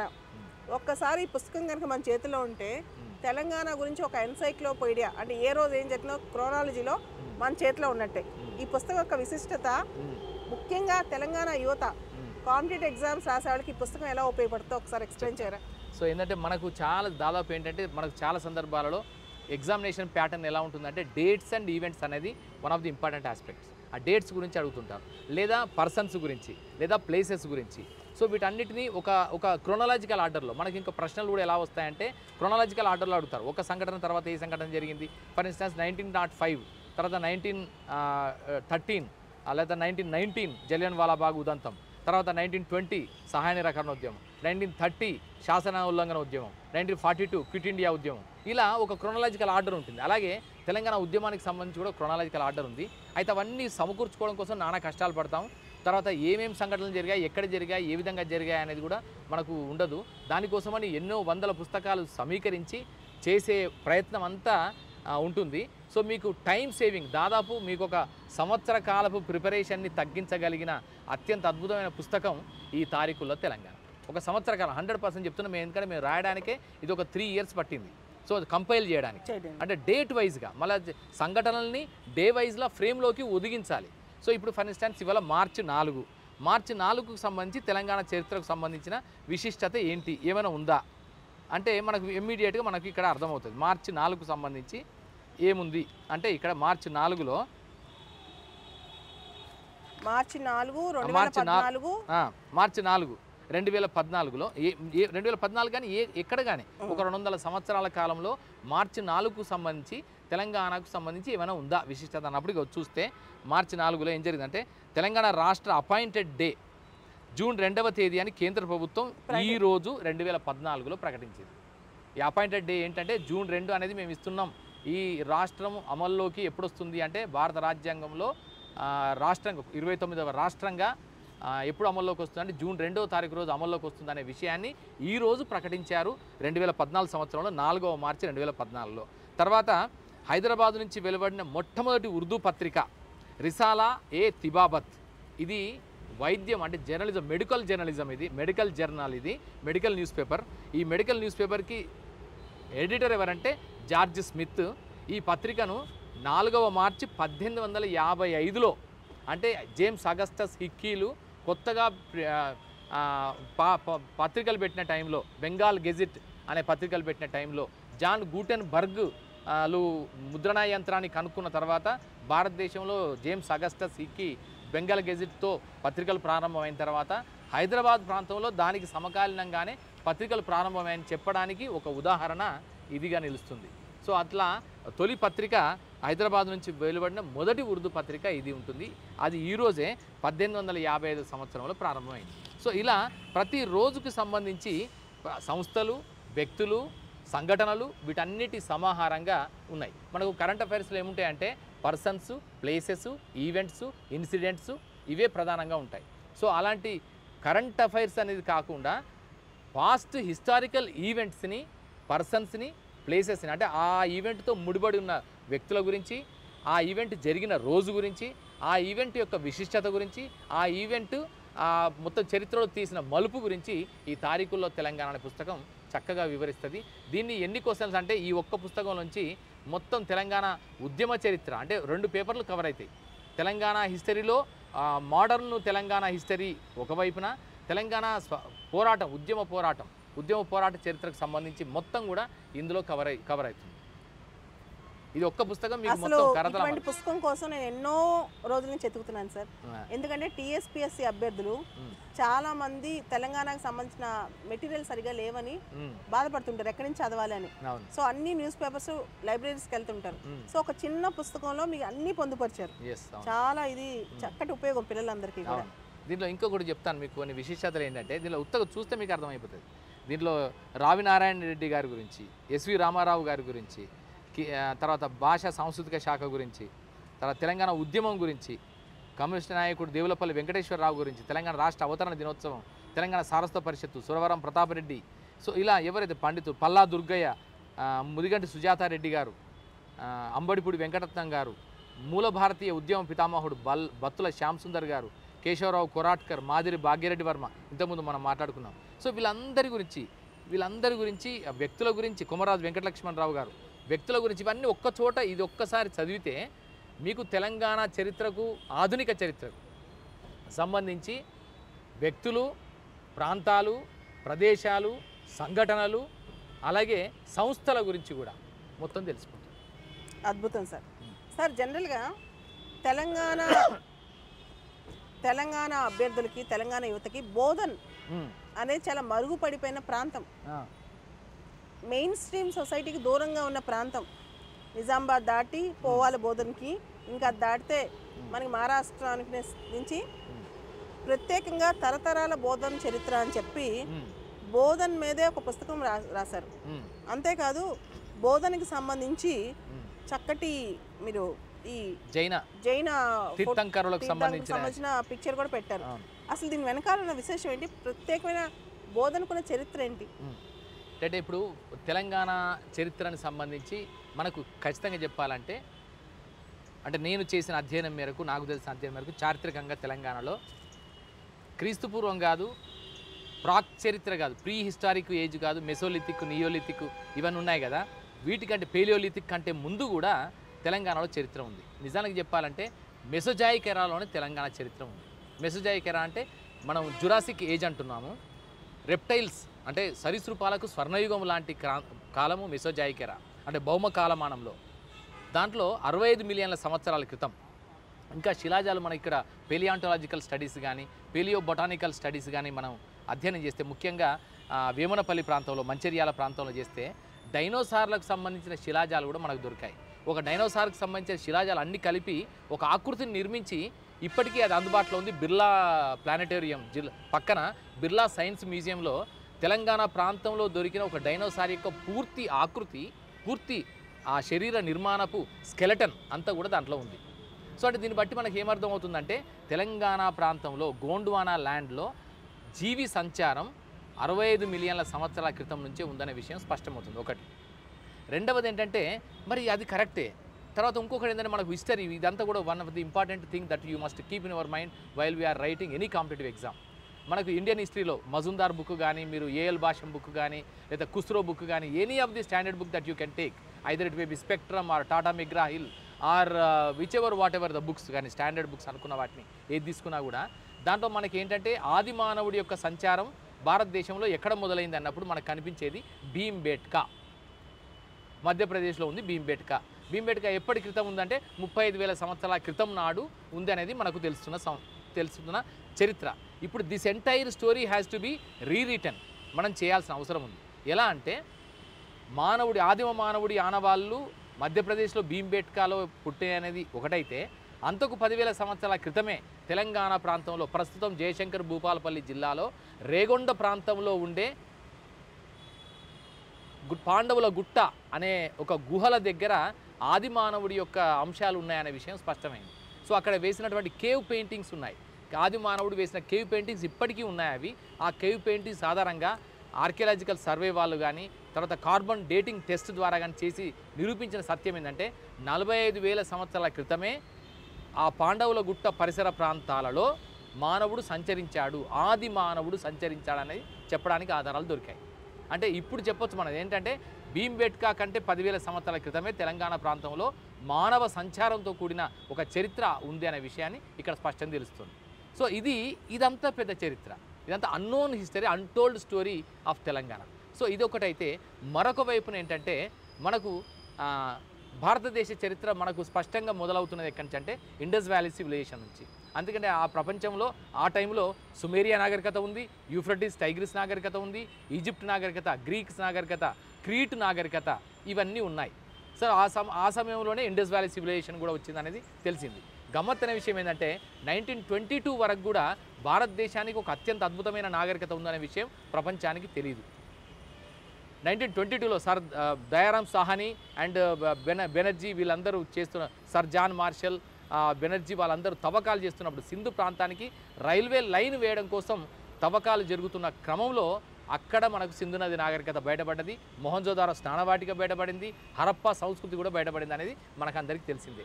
సో ఆ సమయంలోనే తెలంగాణ ప్రాంతంలో అద్భుతంగా జీవన సంస్కృతి వచ్చింది ఒకవైపున. మరొక వైపున క్రీస్తుపూర్వం 6వ శతాబ్దంలో మనకు షోడశ మహాజనపదాలు ఉన్నాయి. అంగ, వంగ, కళింగ, కాంబోజ, వజ్జి ఇలాంటివన్నీ ఉన్నాయి.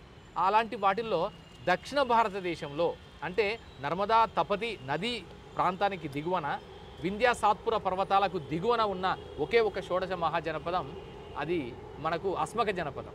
ఆ అస్మక జనపదమే ఇప్పుడు మనం బోధన్ ప్రాంతం. మీరు ఇక్కడ హీరో ఎక్కడ ఇంట్రొడ్యూస్ అయ్యానంటే ఇంత పెద్ద హిస్టరీ చెప్తే తప్ప అస్మక ప్రాంతం యొక్క ప్రాధాన్యత కానీ బోధన్ ప్రాంతము, నిజామాబాద్ ప్రాంతము, తెలంగాణ ప్రాంతం యొక్క చరిత్ర కానీ అర్థం కాని పరిస్థితి. సో అందుకని ఆ బోధన్ చరిత్రని చెబితే తెలంగాణ చరిత్రని కూడా మొత్తం సాకల్యంగా చెప్పినట్టు అవుతుందనే ఆశతో ఈ పుస్తకాన్ని మనం ప్రచురించడం జరిగింది. సో దీంట్లో ఇంకొక గొప్ప విశేషం ఏంటంటే తెలుగు సాహిత్యంలో కొన్ని అంశాలు ఉన్నాయి. తొలి ఆది కవిగా మనం ఏం చెప్తామంటే నన్నయ్య అని చెప్పుకుంటూ వచ్చాం. ఆదికవి నన్నయ్య అవతరించిన నేల అని పాటలు కూడా రాశాం. తర్వాత శ్రీమదాంధ్ర మహాభారతంలో ఆది సభ అరణ్య పర్వంలోని సగభాగాన్ని రాసిన రచయితగా నన్నయ్యని మనం కీర్తించాము. రాజమహేంద్రుని కాలంలో ఆయన ఉన్నాడని చెప్పాం. కానీ అంతకంటే ముందే 100 ఏళ్ల ముందే అంటే నన్నయ్య కాలము 11వ శతాబ్దం అయితే అంతకంటే ముందే 100 ఏళ్ల ముందే అంటే 941 ప్రాంతంలోనే తెలంగాణ ప్రాంతంలో వేములవాడ ప్రాంతంలో పుట్టిన పంపన అత్యంత అద్భుతమైన కవిగా గొప్ప కవితలు రాశాడు, గొప్ప కావ్యాలు కూడా రాశాడు. అంటే ఆది కవిగా ఇప్పుడు చెప్పదలుచుకున్న పాయింట్ ఎవరిని చెప్పొచ్చు అంటే ఖచ్చితంగా చెప్పాలంటే పంపనే తెలంగాణ ప్రాంతానికి ఆది కవిగా ఉంటాడు. సో ఈ పరంగా కూడా తెలంగాణ చరిత్రను పునర్నిర్మించాల్సిన అవసరం ఉంది, సాహిత్య చరిత్రను కూడా. సో దానికి ఆధారం ఎక్కడుందంటే ఈ బోధనలోనే ఉంది. బోధనలోనే ఆయన సజీవ సమాధి. ఆయన తర్వాత పంపన కర్ణాటక ప్రాంతానికి వెళ్ళిపోయాడు. కర్ణాటక ప్రాంతానికి వెళ్ళిపోయి కర్ణాటక సాహిత్య త్రయం మనకెట్లయితే కవిత్రయంలో నన్నయ్య, తిక్కన, ఎర్రాప్రగడ అని మనం ఎట్లయితే అంటున్నామో కర్ణాటక సాహిత్యానికి కూడా కన్నడ సాహిత్య త్రయం అని ముగ్గురు ఉన్నారు. ఆ ముగ్గురులో పంప, రన్న, పొన్న అని ముగ్గురు ఉన్నారు. దాంట్లో పంపన ఎక్కడి వాడంటే తెలంగాణ వాడు. ఇక్కడి నుంచి అక్కడికి వలస వెళ్ళి కన్నడ భాష నేర్చుకుని అప్పుడు తెలుగన్నడ బంధం, తెలుగు కన్నడ రెండు ఒకేలా ఉండేవి. ఇప్పటికీ అందుకే స్క్రిప్టు తెలుగు స్క్రిప్ట్ లాగానే ఉంటుంది, సేమ్ కన్నడ స్క్రిప్ట్. ఆ రెండు కూడా చాలా దగ్గరగా ఉంటాయి. సో అందుకే ఆయన ఏం చేశారంటే అక్కడికి వెళ్ళి కన్నడ భాషలో అద్భుతమైన పుస్తకాలు రాసి తెలుగు భాషలోను కన్నడ భాషలోను రెండు భాషల్లో ఉభయ భాషల్లో ఆయన కవిత్వాన్ని రాసి ఆ తర్వాత తన చనిపోయేటప్పుడు మాత్రం నా జన్మభూమి దగ్గరే చనిపోతానని ఆయన వచ్చేసి బోధన ప్రాంతంలోనే సజీవ సమాధి అయ్యాడు ఆయన. సో అది పంపన యొక్క విశిష్టత. సో ఆ విధంగా బోధనకి గొప్ప అది ఉంది. తర్వాత బహుధాన్యపురంగా ఆ పేరుతో మనకు శాతవాహనుల కాలంలో బహుధాన్యపురం అనేది ఒక పెద్ద గొప్ప చారిత్రక ప్రదేశం. ఆ బహుధాన్యపురమే ఇప్పటి బోధన్. సో ఆ విధంగా శాతవాహనుల కాలంలో కూడా కీలకమైన పాత్ర పోషించింది. ఆ తర్వాత శాతవాహనుల కాలం కాకతీయుల కాలంలో కూడా బోధనకి చాలా గొప్ప పాత్ర ఉంది. ఇంకొక విషయం ఏంటంటే పౌరాణికంగా కూడా మహాభారతంలో ఏకచక్రాపురం అనేది. ఏకచక్రపురం ఎవరిది అంటే బకాసురుడు బకాసురుడి యొక్క ఊరు ఏకచక్రపురం. ఆ ఏకచక్రపురం యొక్క ఆధునిక రూపమే బోధన్. సో ఇలా చారిత్రకంగా పౌరాణికంగా ఎంతో విశిష్టత కలిగింది ఇది. అంతేకాకుండా క్రీస్తుపూర్వం 6వ శతాబ్దంలో మనకు జైన బౌద్ధ మతాలు దక్షిణాపదానికి కూడా వచ్చేసాయి. నేలకొండపల్లి ప్రాంతంలో బౌద్ధ విహారాలు, చైత్యాలు, ఇవన్నీ స్తూపాలు ఉంటే జైన మతానికి సంబంధించిన అంశాలు మనకు ఇక్కడ బోధనలో కనిపిస్తాయి. అందుకే ఇది కవర్ పేజీ కూడా తీసుకున్నది కూడా 24 మంది తీర్థంకరులు ఉన్న వర్ధమాన మహావీరుడితో కూడిన శిల్పం ఇది. ఇది చాలా దాదాపు ఒక 700-800 సంవత్సరాల క్రితం నాడు వేసిన శిల్పం ఇది. ఈ శిల్పాన్ని దీని కవర్ పేజీ కూడా తీసుకోవడం జరిగింది. అంటే it shows nothing but its own antiquity of that particular land. So అలాగే బ్రిటిష్ వారి కాలం కంటే రెసిడెంట్గా వీళ్ళు ఇక్కడ ఉన్నారు. బ్రిటిష్ వారేమో మనకు హైదరాబాద్లో కంటోన్మెంట్ ప్రాంతంలో ఉంటే నిజాంల పరిపాలన కాలంలో, అంతకుముందు కుతుబ్ షాహీల పాలనలో, నిజాంల పాలనలో మనకు నిజాం షుగర్ ఫ్యాక్టరీ అని పెట్టారు బోధన్ ప్రాంతంలోనే. అంటే అతిపెద్ద ఫ్యాక్టరీ అది.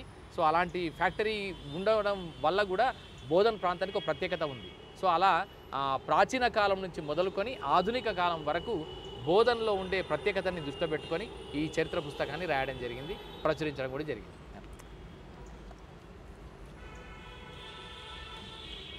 కల్చర్ ఆఫ్ తెలంగాణని తెలంగాణ కల్చరల్ ఫెస్టివల్కి సంబంధించిన మొత్తం పిక్చర్స్ ఉన్నాయి సార్. ఇవి చెరియాల్ పెయింటింగ్స్ కదా? Yes, Cheriyal Nakashi painting. దీని గురించి అంటే మొత్తం తెలంగాణ ఆర్ట్స్, డాన్సెస్ అన్ని దీనిలో కనిపిస్తున్నాయి. జస్ట్ ఒక ఎక్స్ప్లెనేషన్ సార్, దీని మీద క్వశ్చన్ ఎలా రావచ్చు? చెరియాల్ ఏంటంటే మనకు ప్రతి రాష్ట్రానికి ప్రత్యేకమైన కొన్ని పెయింటింగ్ కళారూపాలు అంటే కళాత్మక ఆకృతులు ఉన్నాయి. వాటిలో చెరియాల నకాషి పెయింటింగ్ అనేది ఒకటి.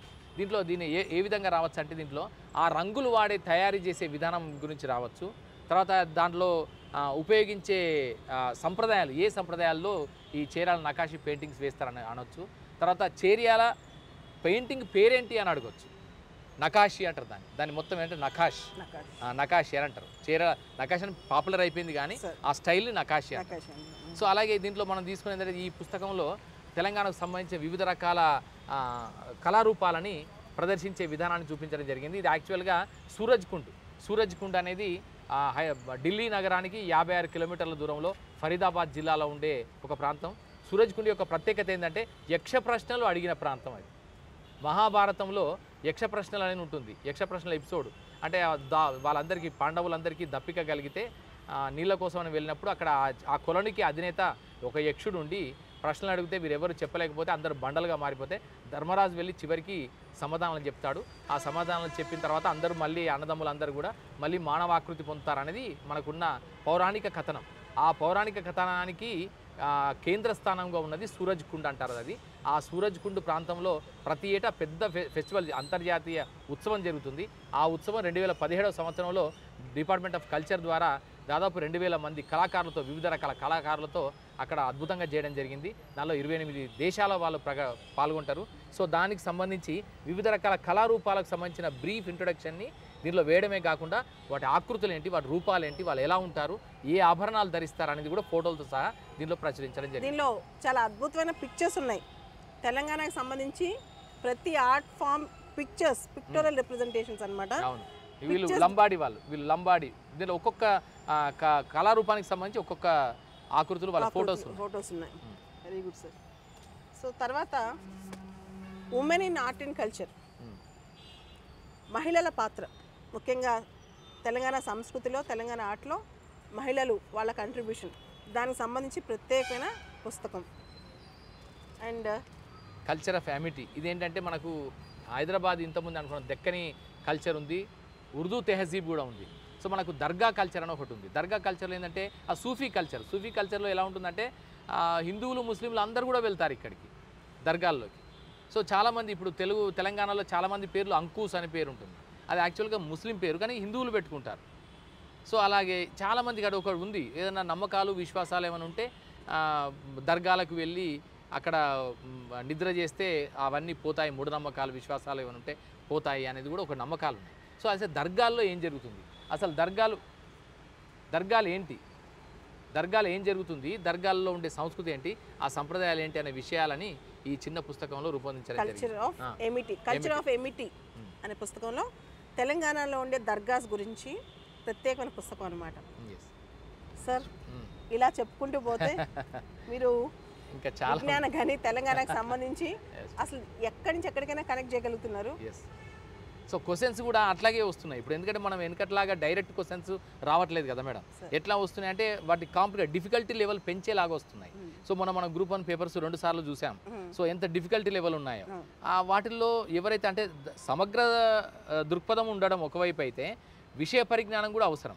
విషయ పరిజ్ఞానము అంటే ఎలిమినేషన్ అనేది దాంతోనే సరిపోదు. ఇక్కడ విషయ పరిజ్ఞానం ఉండాలి, సమగ్రత ఉండాలి, దానికి తగినట్టుగా మొత్తం 360 డిగ్రీస్లో ఒక పర్స్పెక్టివ్ని విజ్ఞానం ఉంటే తప్ప మనం అటెంప్ట్ చేయని పరిస్థితి ఉంది కనుక సో ఇలాంటి పుస్తకాలు ఇవి పర్టికులర్గా తెలంగాణ చరిత్ర మీద, సంస్కృతి మీద, సాహిత్యం మీద, కళల మీద, కళారూపాల మీద ఒక సమగ్రతని అథెంటిక్గా అథారిటేటివ్గా ప్రామాణికంగా రూపొందించిన పుస్తకాలు కనుక ఇవన్నీ ఇప్పుడు యూత్కి ముఖ్యంగా గవర్నమెంట్ ఉద్యోగాలని పొందుదామనుకునే యూత్కి, కాంపిటేటివ్ ఎగ్జామ్స్లో పాల్గొందామనే యూత్కి these books will be the రిసోర్స్గా ఉంటాయని మాత్రం ఖచ్చితంగా చెప్పగలను.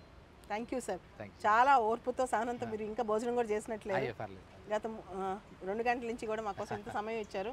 ఇన్ని బుక్స్ గురించి మాకు ఎక్స్ప్లెయిన్ చేశారు. యూత్ ముఖ్యంగా టీఎస్పీఎస్సీ ఎగ్జామ్స్ చాలా రాయబోతున్నాయి. ఈ ఎగ్జామ్స్ పిల్లలకి ఈరోజు మీరు ఇచ్చిన గైడ్లైన్స్ కానీ ఈ పుస్తకాల్లో ఉన్న కంటెంట్ కానీ ఉపయోగపడుతుంది. ఈ పుస్తకాలన్నీ కూడా మీకు రవీంద్ర భారతి దగ్గర ఉన్న Telangana department of language and culture, Telangana భాషా సాంస్కృతిక శాఖ వారి ఆధ్వర్యంలో పుస్తకాలు మీకు ఇక్కడ దొరుకుతాయి. యాక్చువల్లీ నేను అక్కడే ఉన్నాను, ఆ ప్లేస్ నుంచే మీతో మాట్లాడుతున్నాను. ఈ పుస్తకాలు నిజంగా అద్భుతాలు. వీటిని ఖచ్చితంగా యువత చదవాల్సిందే.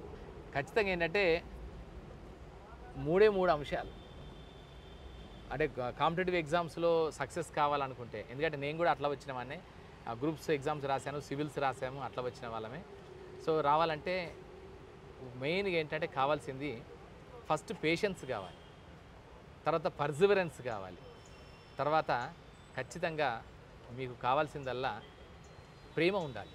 ఫస్ట్ ఆ పేషెన్స్తో ఉందాము, పర్సివరెన్స్తో ఉందాము, ఆ వృత్తి పట్ల ప్రేమతో ఉందాము.